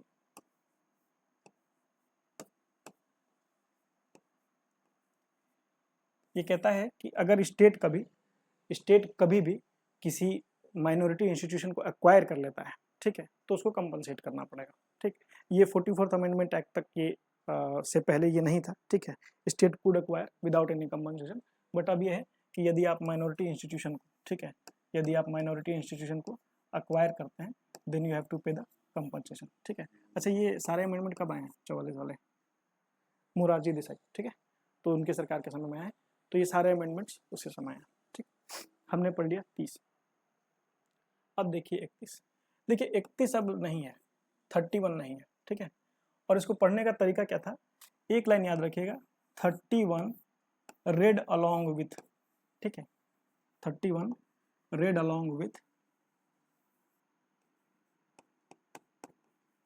19(1)(f), ठीक है, ये आपको राइट टू प्रॉपर्टी देता था, ठीक है, राइट टू प्रॉपर्टी देता था, बट अब राइट टू प्रॉपर्टी आपके पास नहीं है, ठीक है। बट राइट टू प्रॉपर्टी क्या एब्सोल्यूट हो गया, क्या खत्म हो गया क्या? तो ऐसा नहीं है। राइट टू प्रॉपर्टी कहाँ है? राइट टू प्रॉपर्टी चला गया है 300A में, ठीक है, 300A में, और हम लोग जब स्टार्ट किए थे तभी हम बात किए थे कि right to property fundamental right नहीं बट कॉन्स्टिट्यूशनल राइट है। क्यों? क्योंकि देखिए ये है सेट कॉन्स्टिट्यूशनल राइट का, ठीक है, सारे राइट जो कॉन्स्टिट्यूशन में मेंशन्ड है वो सारे के सारे क्या है? कॉन्स्टिट्यूशनल राइट है। उसका एक पार्ट है छोटा सा फंडामेंटल राइट, ठीक है, तो कॉन्स्टिट्यूशनल राइट का एम्बिट जो है बड़ा है, फंडामेंटल राइट क्या है? सिर्फ जो पार्ट 3 में मेंशन्ड है सिर्फ वही हमारे क्या है? फंडामेंटल राइट्स हैं, ठीक। अब इसके बाहर जो मेंशन्ड है आर्टिकल 300A, ठीक, ये राइट टू प्रॉपर्टी, ठीक है। तो यदि आप कोई आपसे सवाल पूछे कि भाई राइट टू प्रॉपर्टी क्या है, तो राइट टू प्रॉपर्टी अब हमारा कॉन्स्टिट्यूशनल राइट है, फंडामेंटल नहीं है। ऑब्वियसली फंडामेंटल राइट से ये बाहर जा चुका है, ठीक है। Fundamental right is a subset, constitutional right is the set, ठीक है। जब आप मैथ्स पढ़ेंगे तो आप सेट थ्योरी में ये सारी चीजें देखेंगे। ये है 31। अब हम लोग बात करते हैं 32 का। 32 is the heart and soul of the constitution, ठीक है। क्यों? ये एक तो बाबा साहेब का ये स्टेटमेंट है, ठीक है। अच्छा, वैसे एक बात ध्यान रखिएगा, अगर ये स्टेटमेंट बाबा साहेब का ना भी हो, ठीक है, आप जब पॉलिटी का आंसर लिखेंगे मेंस में, ठीक है, किसी भी स्टेटमेंट के सामने आप लिख दीजिए कि B.R. अम्बेडकर साहब ने कहा था। देखिए उससे क्या होगा, जब आप ये एम्फेसिस करते हैं तो पढ़ने वाले को लगता है कि कहा ही होगा। कोई भी टीचर हो, सबके पढ़ने की एक सीमा है, ठीक है, और बाबा साहेब ने करोड़ों बातें कही हैं, ठीक, और कॉन्स्टिट्यूशन में बाबा साहेब और बाबा साहेब के बराबर का ही रोल है B.N. राव साहब का, ठीक है। ये दो ही लोग थे जो एक दूसरे के समतुल्य थे कॉन्स्टिट्यूएंट असेंबली में, ठीक है। इन दोनों लोग के जितना नॉलेज किसी को नहीं था वहाँ पे, and he was the constitutional advisor. जब हम लोगों ने इंट्रो पढ़ा होगा तो हम लोगों ने ये पढ़ा भी होगा, ठीक है, he was the constitutional advisor, ठीक है। तो जो पहला आपका ड्राफ्ट प्रिपेयर हुआ था ना कॉन्स्टिट्यूशन का, वो इन्होंने ही किया था, यहाँ पे लिख लीजिए, काम आ जाएगा। जो फर्स्ट ड्राफ्ट था हमारा, ठीक है, वो इन्होंने ही प्रिपेयर किया था, ठीक है, कि भाई कैसा होना चाहिए, और जब ड्राफ्टिंग कमेटी बनी तब बाबा साहेब ने, ठीक है। तो जब भी आप पॉलिटी का आंसर लिखें आप उसमें ये कह सकते हैं कि बाबा साहेब ने ऐसा कहा था और वो सही हो जाएगा, ठीक है। 1 नंबर तो शायद बढ़ ही जाएगा आपका, क्योंकि बाबा साहेब ने बहुत सारी बातें कही होंगी, और बाबा साहेब का जो रोल है संविधान के लिए वो इतना ज़्यादा महत्वपूर्ण है कि आप कुछ भी कहेंगे तो कोई उसे झुठला नहीं पाएगा, ठीक। तो इसके लिए you can always use the term कि भाई बाबा, आप एग्जाम में बाबा साहेब ना लिखे B.R. अम्बेडकर लिखेंगे, ठीक है, उन्हें सम्मान के साथ बाबा साहेब बोला जाता है इसलिए मैंने लिख दिया, बट वहाँ पे आप B.R. अम्बेडकर ही लिखेंगे, ठीक है, डॉक्टर B.R. अम्बेडकर, ठीक। तो ये वाली बातें हैं। तो 32 में क्या है? 32 में कॉन्सेप्ट ऑफ जुडिशियल रिव्यू है, ठीक। एक चीज जो आप गलती नहीं करेंगे कभी भी, होता क्या है कि 32 पढ़ने के बाद लोगों के दिमाग में ये बैठ जाता है कि सिर्फ 32 से ही हमारे पास कॉन्स्टिट्यूशनल रिव्यू है, सॉरी कॉन्स्टिट्यूशनल को जो जुडिशियल रिव्यू की बात करते हैं वो है। देखिए जुडिशियल रिव्यू, पहली बात ये कि कहीं पे भी लिखा हुआ नहीं है, ठीक है, और ये क्या नहीं लिखा हुआ है इसका हमने एक लिस्ट बनाई थी, उस लिस्ट को मैं दोबारा बना देता हूँ। माइनॉरिटी जो है वो डिफाइंड नहीं है, ठीक है। तो अगर कल को कोई ऐसा सवाल पूछ दे कि is minority defined in our constitution, ठीक है, तो माइनॉरिटी का कोई डेफिनेशन नहीं है अपने संविधान में, ठीक है, कॉन्स्टिट्यूशन में कोई डेफिनेशन नहीं है।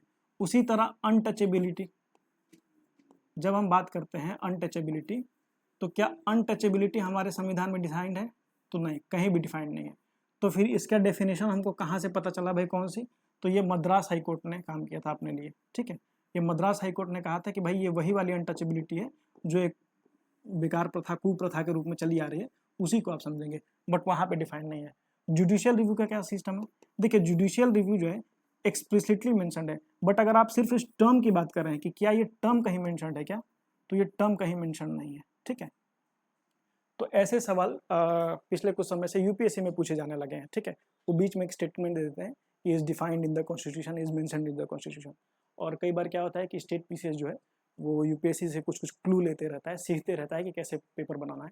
तो हो सकता है कि आप ऐसे किसी सवाल के जो है आपके सामने ऐसा कोई सवाल आ जाए जिसमें शायद ये पूछ दिया जाए कि क्या ये टर्म मेंशन्ड है या डिफाइंड है नहीं, ठीक है। तो माइनॉरिटी डिफाइंड नहीं है, अनटचेबिलिटी डिफाइंड नहीं है, और जुडिशियल रिव्यू जो है टर्म मेंशन नहीं है, ठीक है। बात कर रहे थे 32 की, ठीक है। तो पहली बात तो ये कि जुडिशियल रिव्यू की जब भी बात आएगी, ठीक है, सिर्फ 32 आर्टिकल नहीं, आई मीन सिर्फ आर्टिकल 32 के बारे में आप नहीं सोचिएगा, ठीक है। अगर कहीं ऐसा दे दे कि भाई जुडिशियल रिव्यू से जुड़े हुए कौन सारे आर्टिकल्स हैं, तो उसकी लिस्ट लंबी है। देखिए इन सारे आर्टिकल्स को मिला करके ना, ठीक है, इन सारे आर्टिकल्स को मिला करके तब जा करके आपको जुडिशियल रिव्यू का एक इम्प्लिसिट जो है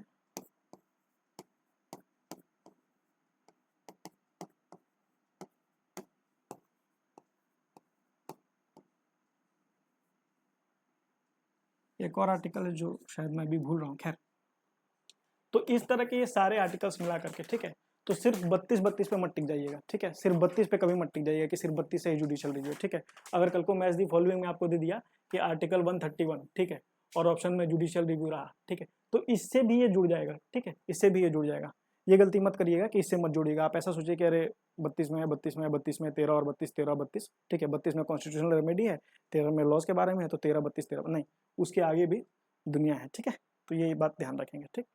तो इसमें क्या है, देखिए बहुत सिंपल सी बात है कि भाई जुडिशियल रिव्यू के बारे में सुप्रीम कोर्ट को एक पावर दिया गया है। सुप्रीम कोर्ट को पावर क्या दिया गया है कि आप जो है कॉन्स्टिट्यूशनैलिटी ऑफ एनी लॉ, और कौन सा लॉ, तो वो लॉ जो आर्टिकल 13 में डिफाइंड है, उस लॉ को आप डील कर सकते हैं, ठीक। बेसिकली आर्टिकल 32 को जब हम डिकोड करेंगे, आर्टिकल 32 को जब हम डिकोड करेंगे तो उसको क्या लिखा जाता है, राइट टू कॉन्स्टिट्यूशनल रेमेडी, ठीक है। क्या लिखा जाता है, राइट टू कॉन्स्टिट्यूशनल रेमेडी, ये उसका नाम है, ठीक है।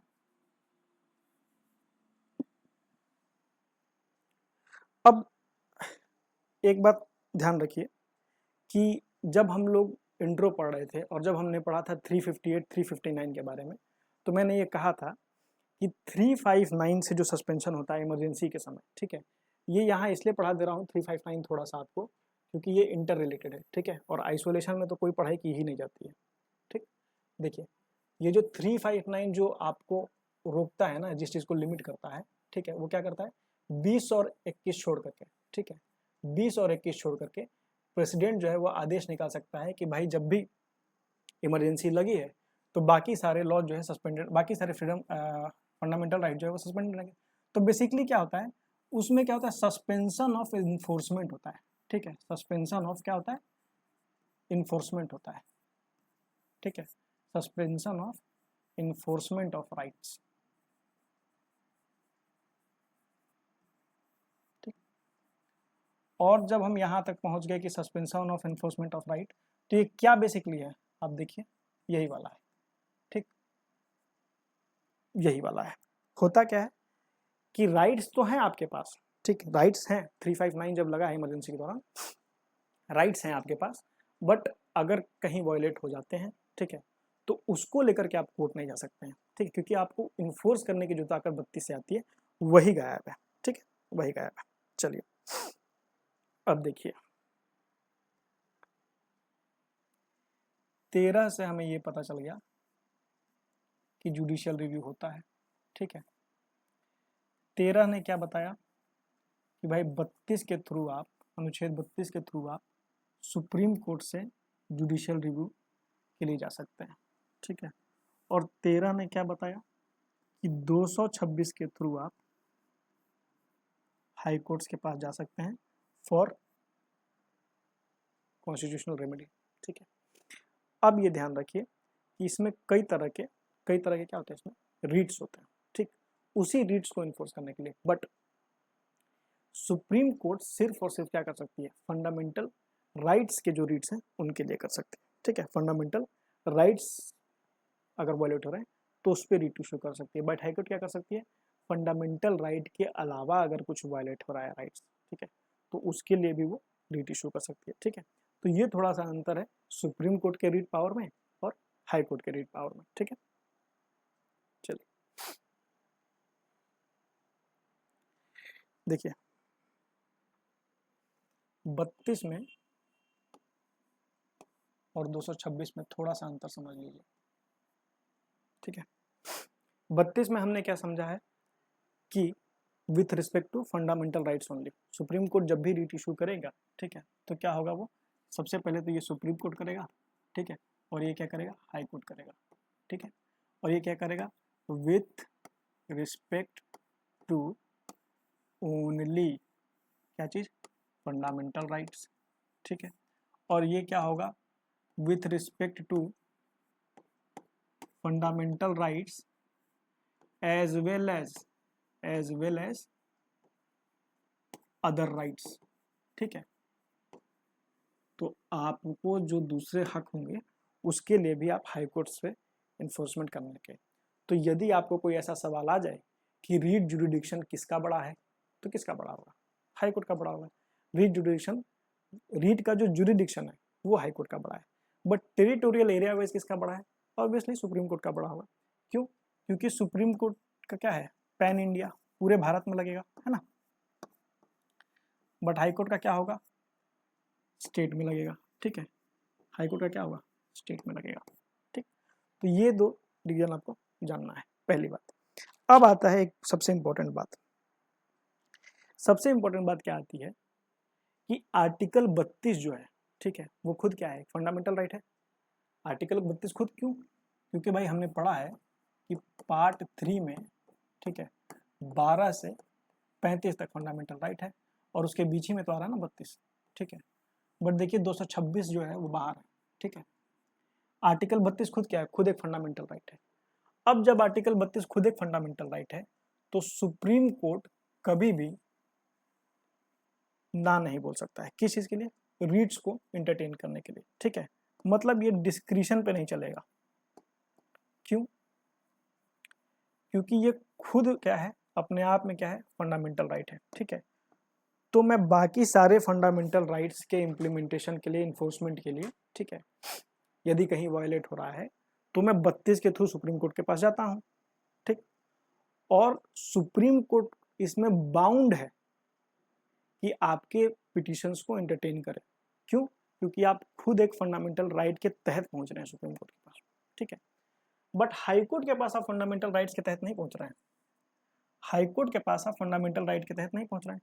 हाई कोर्ट के पास आप पहुंच रहे हैं आर्टिकल 226 यूज करके, और जब आप आर्टिकल 226 यूज करके पहुंचेंगे तो ये फंडामेंटल राइट का पार्ट नहीं रहेगा, और जब फंडामेंटल राइट का पार्ट नहीं रहेगा तो उसके पास अपना डिस्क्रिशन होगा। ठीक है, तो हाई कोर्ट के पास क्या होगा, एक अपना डिस्क्रिशन होगा। ठीक है, और उस डिस्कशन के तहत ऐसा हो सकता है कि वो आपके प्ली को एंटरटेन ना करे, बट ये डिस्कशन सुप्रीम कोर्ट के पास नहीं रहेगा। ठीक है, तो ये थोड़ा सा डिस्क्रिशनरी पावर्स के अंतर को आप समझ लीजिए। ठीक,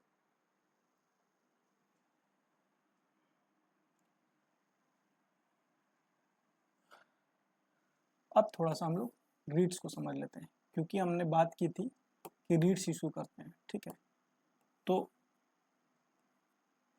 4-5 जो रीड्स हैं उनके बारे में जानेंगे। रीड उनसे ज़्यादा हैं, ठीक है, ऐसा नहीं है कि सिर्फ यही 4 या 5 रीड्स हैं। ठीक है, रीड्स की संख्या ज़्यादा है, but these are the writs, ठीक है, जो कि आपको इशू की जाती है when there is violation of fundamental rights by the Supreme court.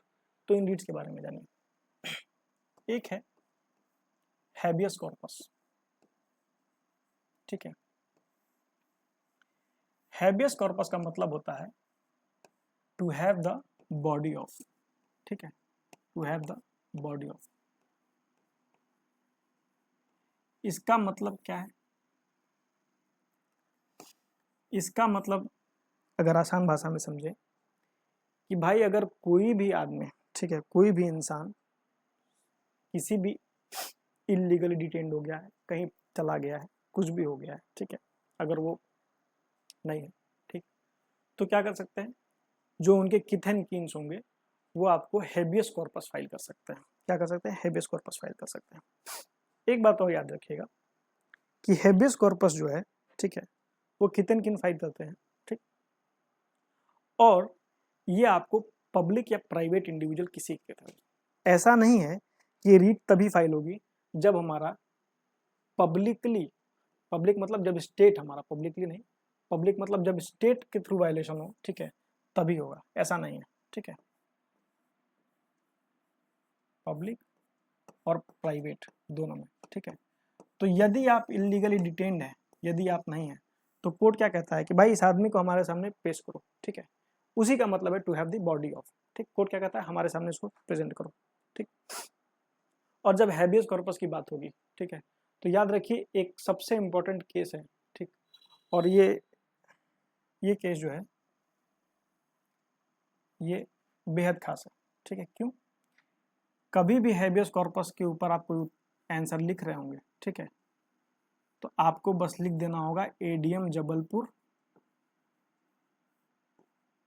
ठीक है, वर्सेस शिवकांत शुक्ला, ठीक है।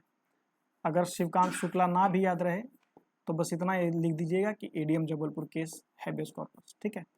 तो जैसे ही आप ये लिखेंगे तो इसका मतलब है कि आपको एक कंसेप्ट क्लियर है कि भाई हैबियस कॉर्पस क्या है, ठीक, क्योंकि ये केस जो है भारत के इतिहास में बेहद महत्वपूर्ण है। जब हैबियस कॉर्पस की बात आती है तो ये केस की बात जरूर की जाती है। अगर हम लोग थोड़ा सा और रिसेंट पास्ट में देखें तो आप लोगों को अगर ध्यान हो 2017 के आसपास, ठीक है, 2017 के आसपास केरला से एक लड़की गायब होती है, ठीक है। क्या होता है बेसिकली, वो वो भाग करके शादी कर लेती है, ठीक है, केरला से एक लड़की भाग करके शादी कर लेती है, ठीक, और उनके पिता का ये क्लेम रहता है कि भाई इनको जो है गुमराह किया गया है, कन्वर्ट किया गया है, ठीक है, और इन्होंने अपनी मर्जी से शादी नहीं की, ठीक है। तो वो भी क्या करते हैं कि हैबियस कॉर्पस का एक पिटीशन डाल देते हैं कि हमें हमारी बच्ची महीनों से नहीं मिल रही है, ठीक है, तो उसको कौन ले गया, क्या ले गया, कैसा है, ये सब जानने के लिए वो क्या करते हैं, एक हैबियस कॉर्पस का पिटीशन डाल देते हैं, ठीक है। इनका जो रियल नेम था, चूंकि उस वक्त न्यूज़ में था तो अब आप जान सकते हैं, ये हदिया केस है, ठीक है। ये अगर आप गूगल करेंगे तो आपको इसके बारे में ज़्यादा जानकारी मिल जाएगी, ठीक है, हदिया केस। इस केस का नाम जो है सैफी जहां वर्सेस अशोक केम है, ठीक है, बट केस लॉ बीपीएससी के लिए ज़रूर नहीं है, फिर भी आप जान लीजिए कि केरला वाला जो ये केस था, हदिया वाला, सैफी जहां वर्सेस अशोक केम, वो भी कैसा केस था, वो भी इसी का केस था, हैबियस कॉर्पस का, ठीक है। अब देखिए अब हम लोग जानते हैं मैंडामस के बारे में।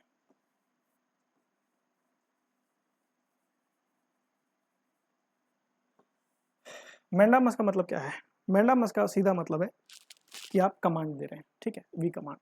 कोर्ट जो है मैंडामस का रीट इशू करती है और कमांड करती है, ठीक, वी कमांड। अब थोड़ा सा अगर हम कॉमन सेंस अप्लाई करें तो हमें कुछ चीज़ें तो क्लियर हो जाएंगी। कोर्ट किसको किसको कमांड नहीं कर सकती है, ये बात तो आपको क्लियर है, ठीक है, कोर्ट किसको किसको कमांड नहीं कर सकती है। देखिए पहली बात ये कि फंडामेंटल राइट्स को इंश्योर करने के लिए रीट फाइल हो रही है, ठीक है। तो यहाँ तक ये तो आपको श्योर है कि भाई प्राइवेट बॉडी के अगेंस्ट तो ये नहीं ही हो रहा होगा, ठीक है, प्राइवेट बॉडी को मैंडामस के थ्रू तो कमांड नहीं दिया जा सकता है, ठीक, फंडामेंटल राइट के इन्फोर्स करने की बात है, मैंडामस के थ्रू तो कमांड नहीं दिया जा सकता है, ठीक है, प्रेसिडेंट को भी नहीं दिया जा सकता है, तो आप प्रेसिडेंट भी लिख सकते हैं, ठीक है। तो ये लोग तो हो गए कि जिनको आप कमांड नहीं दे सकते, ठीक है, मैंडामस का कमांड इन लोगों को नहीं दिया जा सकता है, ठीक। बट फिर आप कमांड किसको दे सकते हैं, ठीक है, तो किसी भी पब्लिक ऑफिसर्स को दे सकते हैं, ठीक है, किसी भी मान लीजिए इंफीरियर कोर्ट्स को दे सकते हैं, किसी भी ट्रिब्यूनल्स को दे सकते हैं, किसी भी गवर्नमेंट को दे सकते हैं, ठीक है। तो यही है मैंडामस। मैंडामस में हम लोग क्या करते हैं, वी कमांड, ठीक है, सिंपल, हम लोग मतलब सुप्रीम कोर्ट कहता है, ठीक है। अब हम लोग पढ़ते हैं प्रोहिबिशन। प्रोहिबिशन और सर्सियोरारी को, ठीक है, ये है प्रोहिबिशन और ये है सर्सियोरारी, ठीक है। दोनों में कोई खास फर्क नहीं है, बड़ा थिन सा मार्जिन है, और थिन सा मार्जिन ये है कि प्रोहिबिशन में आप प्रोहिबिट करते हैं, ठीक है, प्रोहिबिशन में आप प्रोहिबिट करते हैं। इसमें क्या होता है कि हायर कोर्ट जो है वो लोअर कोर्ट को कहता है कि भाई आपको ये नहीं करना चाहिए था, ठीक है। इसमें क्या है, फॉरबिड करते हैं, ठीक है, प्रोहिबिट यानी आप फॉरबिड करते हैं, ठीक। तो ये क्या है, ये प्रिवेंट करते हैं आप, ठीक है, ये प्रिवेंटिव नेचर का होता है, ठीक। आपने क्या किया कि आपने भाई जो हो सकता था कि पावर असप्ट किया जा रहा हो कहीं पे, ठीक है, आपने क्या किया वहाँ पे प्रोहिबिट कर दिया, ठीक है। लेकिन जब आप सर्श्योरारी के रीड्स को करते हैं, जब आप सर्श्योरारी के रीड्स को करते हैं, इसका मतलब होता है to be informed, to be informed. और सर्श्योरारी में आप क्या करते हैं, जब आप कहते हैं टू बी इन्फॉर्म्ड, ठीक है,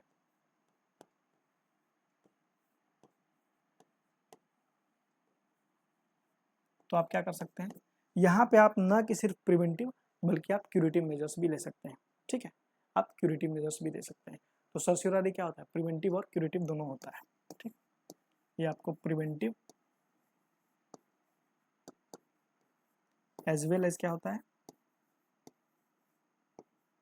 एज वेल एज क्यूरेटिव दोनों होता है, ठीक है, ठीक है। तो इन दोनों का अंतर हमको समझ में आया, ठीक। अच्छा, अब रही बात भाई प्रिवेंशन या क्योर दोनों, ठीक है, ये कहाँ कहाँ किया जा सकता है, ठीक है। तो देख लीजिए, यदि हम बोलेंगे कि भाई आप हमें इन्फॉर्म कर दीजिए, ठीक है, और इसमें ट्रांसफर भी हो सकता है इसका from lower court to higher court, ठीक है, तो ये बात तो तय है कि भाई जुडिशियल अथॉरिटीज़ को तो पक्का बोल रहे हैं, ठीक है, जुडिशियल अथॉरिटीज़ को तो पक्का बोल रहे हैं, बट सुप्रीम कोर्ट ने बोला, सुप्रीम कोर्ट ने बोला कि भाई हम सर्श्योरारी के थ्रू, ठीक है, हम सर्श्योरारी के थ्रू सिर्फ ऐसा नहीं है कि जुडिशरी ही अगर पावर असर्ट कर रही होगी तो हम ट्रांसफर करने की बात कर सकते हैं, ठीक है, हम क्या कर सकते हैं, हम एडमिनिस्ट्रेटिव बॉडी को भी, हम एडमिनिस्ट्रेटिव बॉडी को भी सर्श्योरारी रीड के थ्रू क्वेश्चन कर सकते हैं, ठीक है। तो ये याद रखिएगा, एडमिनिस्ट्रेटिव बॉडी के में भी इसको क्वेश्चन किया जा सकता है, ठीक है। चलिए,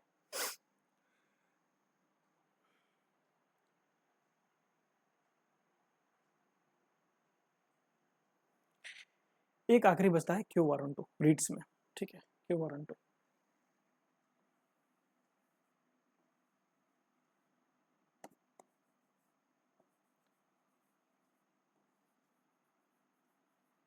ये बेसिकली है क्वेश्चन, क्या क्वेश्चन है ये, बाय व्हाट अथॉरिटी ऑफ, ठीक है, बाय व्हाट अथॉरिटी ऑफ, ठीक। इसमें क्या हो सकता है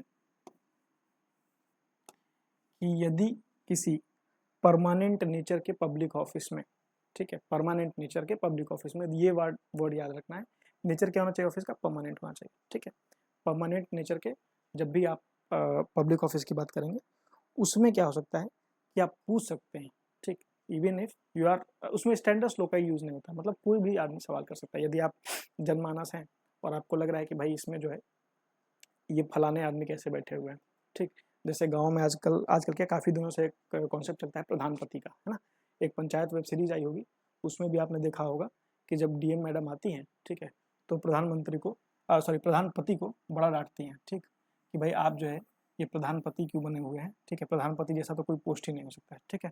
तो ये देखिए, प्रधान का जो पोस्ट है, ठीक है, गाँव में जो आप प्रधान का पोस्ट देखते हैं वो क्या है, वो पब्लिक ऑफिस है, और कैसा पब्लिक ऑफिस है, परमानेंट नेचर का है, ठीक है, 5 साल का जब हम लोग पंचायत पढ़ेंगे तो, ठीक। तो मान लीजिए कि मैं कोई भी कॉमन सिटीजन हूँ, ठीक है, मैं कोई भी कॉमन सिटीजन हूँ, क्यू वारंटो में क्या होता है, क्यू वारंटो में क्या होता है कि मैं जा करके ये सवाल वहाँ रेज कर सकता हूँ कि यार हमारे गांव की जो प्रधान है वो तो क्या है, महिला है, ठीक है, वो क्या है, फीमेल है, ठीक, फीमेल है, बट जब भी मैं जाता हूँ ऑफिस तो मैं क्या देखता हूँ कि प्रधानपति जो है वही सारा काम कर रहे हैं, ठीक है, प्रधानपति जो है वही सारा काम कर रहे हैं, ठीक है।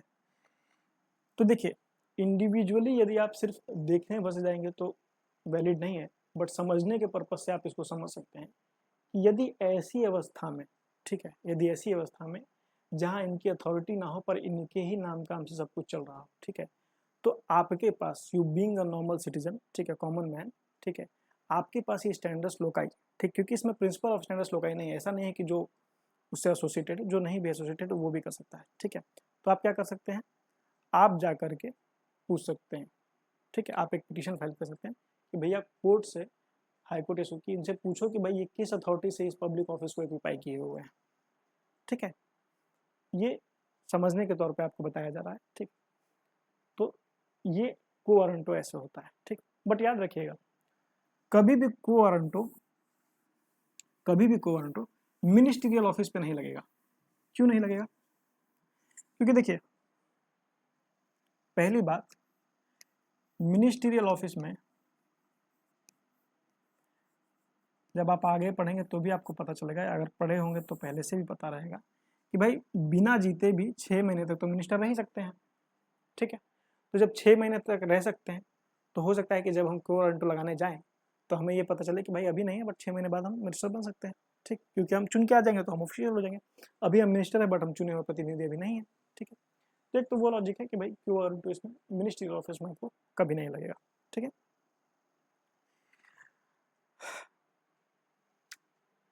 ये हो गया आपको 32 तक की बात, ठीक। अब बचा 33, 34 और 35। देखिए 31 में मैंने आपको बताया था कि 31 जो है अब नहीं रहा, ठीक है। 31 रेड अलॉन्ग विथ 91 है राइट टू प्रॉपर्टी, ठीक है। बट एक चीज याद रखिएगा, पहला जो अमेंडमेंट एक्ट हुआ था 1951 का, ठीक है, फर्स्ट अमेंडमेंट एक्ट हुआ था 1951, ठीक है, 1951। वहां से एक आर्टिकल ऐड हुआ था 31 में बी पार्ट, ठीक है, 31 में बी पार्ट। और ये जो 31 का बी पार्ट है जो 1951 से पहले अमेंडमेंट से आया था, वो आपको 9th शेड्यूल के बारे में बात करता है, ठीक है। जब हम लोग शेड्यूल्स पढ़ रहे थे तो हमने जाना था कि 9 शेड्यूल्स को, ठीक है, 9 शेड्यूल्स को जो भी उसमें कानून बनते हैं, ठीक है, this talks about the 9th schedules, ठीक है। कोई भी कानून को यदि हम 9 शेड्यूल में पेश कर देते थे, ठीक है, तो क्या हो जाता था, वो इम्यून हो जाता था, ठीक है, इम्यून हो जाता था फ्रॉम जुडिशियल रिव्यू, ठीक। हालांकि ये बात पुरानी हो चुकी है ना, ये बात पुरानी हो चुकी है। ऐसा क्यों हुआ है? क्योंकि एक आयर कोहेलो केस हुआ। क्या हुआ? आयर कोहेलो। और एक कब हुआ? ये हुआ आपको 2007 में, ठीक है। तो आयर कोहेलो केस जब हुआ 2007 में, तो उसमें सुप्रीम कोर्ट ने एक जजमेंट दिया। इस जजमेंट में उन्होंने बोला कि भाई 24 अप्रैल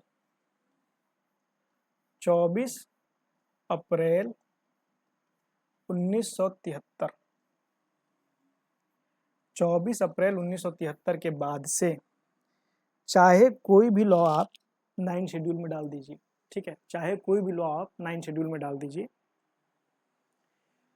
किसी भी तरह की ब्लैंकेट इम्यूनिटी नहीं है, ठीक है। मतलब अब ये भी जो है 9 शेड्यूल भी जो है वो क्या है, जुडिशियल रिव्यू के अंदर आता है, ठीक। तो ऐसी कोई ब्लैंकेट इम्यूनिटी अब नहीं रहेगा ये, ठीक है। तो ये एक बात 31 के बारे में हम बताना रह गया था। चलिए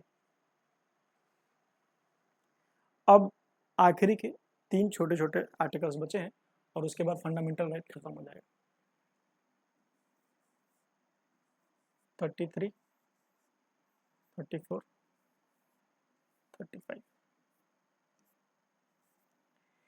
देखिए हम लोग पहले भी पढ़ रहे थे कि काफ़ी सारे ऐसे टर्म हैं, ठीक है, जो कॉन्स्टिट्यूशन में डिफाइंड नहीं है, ठीक है, कई बार जो है मेंशन भी नहीं है, पर बोलचाल की भाषा में हम लोग यूज करते रहते हैं, ठीक है। उसमें से एक टर्म इनमें भी आएगा, ठीक है। जब हम आर्टिकल 34 पढ़ेंगे तो उसमें से एक टर्म आपको यहाँ भी मिलेगा, उस टर्म को भी आपको याद रखना होगा। 33 में क्या कहता है कि राइट है पार्लियामेंट के पास टू एब्रोगेट, ठीक है, या फिर रेस्ट्रिक्ट, एब्रोगेट या फिर क्या, रेस्ट्रिक्ट करने का फंडामेंटल राइट को, किसके लिए? आर्म्ड पर्सनल के लिए, ठीक है। जो भी आपको आर्म्ड पर्सनल होंगे, पारामिलिट्री, मिलिट्री, जो भी होगा, ठीक है, उन सब के लिए कुछ फंडामेंटल राइट्स को एब्रोगेट और रेस्ट्रिक्ट किया जा सकता है, किसके द्वारा? पार्लियामेंट के द्वारा, ठीक है। इसमें एक बात ध्यान रखिएगा कि जब भी मैं बोल रहा हूं आर्म्ड पर्सनल, ठीक है, आप इसको लिटरली ऐसा मत समझिएगा कि आर्मी में सिर्फ वही लोग जो लोग बंदूक उठा के चल रहे हैं सिर्फ उन्हीं के फंडामेंटल राइट्स की बात हो रही, नहीं। आर्मी में यदि कोई कुक भी है, ठीक है, आर्मी में यदि कोई कुक भी है, रसोईया भी है, ठीक है, तो भी, यदि कोई बाल काटने वाला बार्बर है तो भी, ठीक है, आप सिर्फ उसका हिस्सा होना चाहिए, आप आर्म फोर्सेस का, पैरामिलिट्री का हिस्सा होने चाहिए, ठीक है। कोई ज़रूरी नहीं है कि आपको आर्म एम्यूनिशन के साथ ही, ठीक है, यदि आपका बिना आर्म एम्यूनिशन वाला भी काम है, रसोईया का काम है या बाल बनाने का काम है, तो भी आपके फंडामेंटल राइट को एब्रोगेट और रिस्ट्रिक्ट करने का पावर है पार्लियामेंट के पास, ठीक है। तो इसको लिटरल मीनिंग पे नहीं लेना है कि आर्म्ड पर्सनल लिखा हुआ है, ठीक है, वो दर्शाने के लिए लिखा हुआ है कि किसी भी मिलिट्री पैरामिलिट्री फोर्सेस के साथ ऐसा किया जा सकता है, और इस तरह के रूल्स आपके पास हैं भी, है ना। इसीलिए आपको अगर थोड़ा और अपनी याददाश्त पे जोर डालेंगे, ठीक है, तो एक बार एक बीएसएफ के जवान ने क्या किया था कि एक न्यूज़पेपर और सोशल मीडिया पे पोस्ट कर दिया था खाने को लेकर के, ठीक है, कि उनके खाने का जो स्तर था वो बड़ा ख़राब था, ठीक है। तो ये जो आपका आर्मी एक्ट ऑफ 1950 है, ठीक है, आर्मी एक्ट 1950, नेवी एक्ट 1950, ठीक है, उन सब में इसको यूज़ करके कि भाई ये शक्तियाँ हैं, तो इस शक्ति को यूज़ करके पार्लियामेंट ने इन सारे एक्ट में, आर्मी नेवी फोर्सेस वाले सारे एक्ट में ये लिखा है कि भाई you can not go to the media, ठीक है, वो मीडिया राइट्स आपके कर्टेल्ड है, जबकि आम जनमानस के लिए ये राइट है क्योंकि इसको कर्टेल नहीं किया जा सकता, ठीक है। तो जब ये गए थे, इनका नाम मैं भूल रहा हूँ, ठीक है, तो जब ये बीएसएफ के जवान साहब ये अपने खाने का जो व्यवस्था थी, खराब व्यवस्था, उसको जब इन्होंने बताया तो इन्हें अपनी नौकरी से हाथ धोना पड़ा, ठीक है। देखिए इमोशनल ग्राउंड पे आपको लग रहा होगा कि भाई एक तो ये खुद अपना कष्ट बता रहे थे क्योंकि भाई सेना के साथ इतना गलत हो रहा है, ठीक है, खाने का स्तर खराब है, बट देखिए आर्मी एक्ट के थ्रू ये ऑलरेडी बाउंडेड थे कि आप ये नहीं कर सकते, ठीक है। एक चैनल था जिसके थ्रू आपको जाना था, और जब आप आगे यूपीएससी की तैयारी में जब आप एथिक्स पढ़ेंगे, ठीक है, जब आप एथिक्स की पढ़ाई करेंगे तो उसमें भी आपको ये पता चलेगा कि क्यों ये करना गलत है, ठीक, क्यों ये करना गलत है, क्यों आर्मी या मिलिट्री में जब आप एथिक्स की पढ़ाई करेंगे तो आपको समझ में आएगा क्यों आर्मी या मिलिट्री में डिसिप्लिन को प्रायोरिटी दी जा सकती है।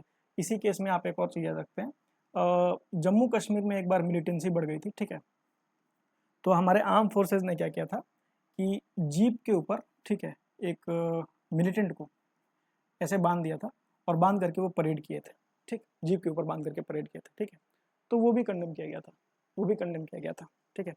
उन लोगों ने पहले पत्थर वत्थर चलाते हुए वीडियो बनाया था, तो जिसने चलाया था उसी को ह्यूमन बॉन्डेज कर करके आगे जीप में बैठा करके लेके वो चले गए थे, ठीक। हालांकि ये सब पार्ट हमारे अभी के डिस्कशन का नहीं है, ये एथिक्स का पार्ट है, ठीक है। तो ये हमें समझ में आ गया कि कुक आर्मी, कुक हो या बार्बर हो, कोई भी हो, सबका जा सकता है। 34 क्या कहता है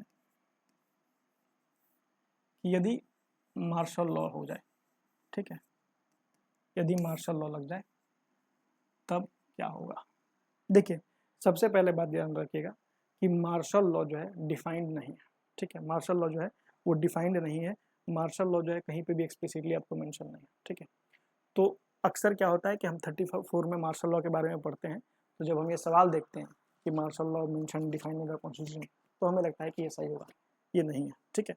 वो सिचुएशन के बारे में बताया जाता है कि जब सारी शक्तियाँ जो है निहित हो जाए आर्म्ड फोर्सेज के पास, ठीक है, दैट इज मार्शल लॉ।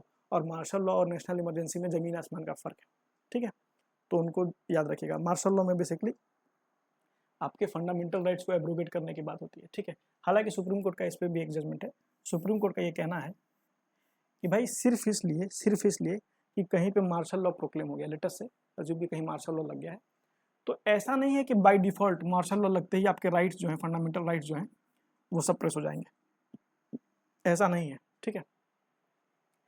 ऐसा नहीं है कि कि कहीं पे मार्शल लॉ हुआ, ठीक है, और इप्सो फैक्टो, इसके लिए जो टर्म यूज होता है वो होता है इप्सो फैक्टो, ठीक है। इप्सो फैक्टो सस्पेंशन ऑफ रीट्स जो है, फंडामेंटल राइट्स तो आप करते हैं, बट जो रीट्स होते हैं, ठीक है, उसमें भी खास करके इप्सो facto suspension of रीट्स of habeas corpus, ठीक है।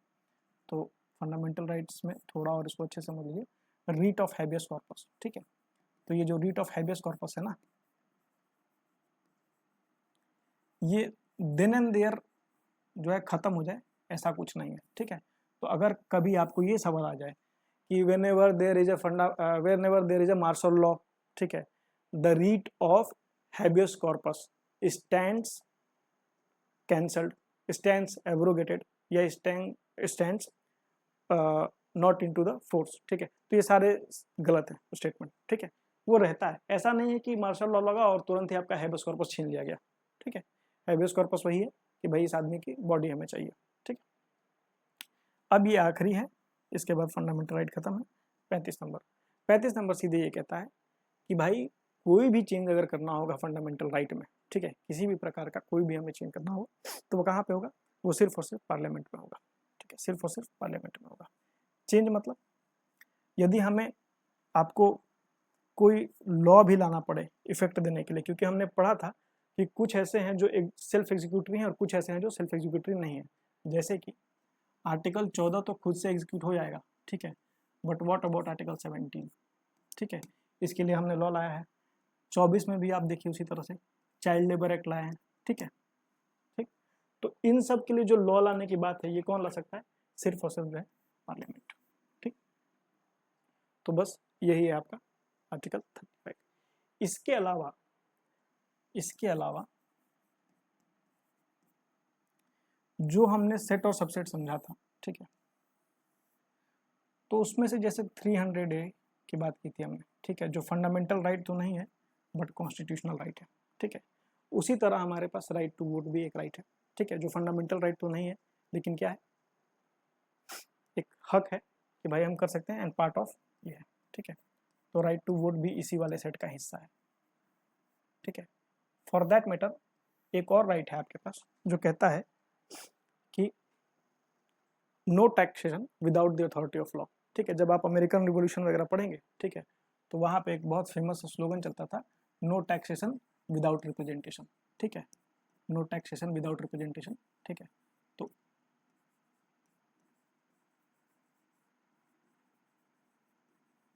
ठीक है, तो उसी से ये ड्रॉन है, ठीक है, और ये कहता है कि no tax without authority of law, ठीक है। और ये कहाँ से हमको पता चलता है, ये हमको पता चलता है 265, ठीक। तो आर्टिकल 265 से हमें ये पता चलता है कि भाई जब तक अथॉरिटी ऑफ लॉ हो ना हो हमसे टैक्स नहीं मांगा जा सकता है, ठीक है। तो ये सारी बातें हमने कर ली और this brings us to the end of fundamental right, ठीक है। आपका फंडामेंटल राइट खत्म हो गया।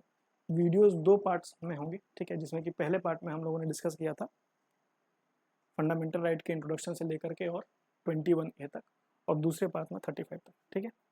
ये करने के बाद आपको जो PPTs हैं, ठीक है, वो डाउनलोड करने के लिए एग्री रिवॉल्यूशन ऐप को डाउनलोड करना होगा और वहाँ पे आपको ये हैंड रिटन वाले भी और जो मेड PPTs होंगे वो सब मिल जाएंगे, ठीक।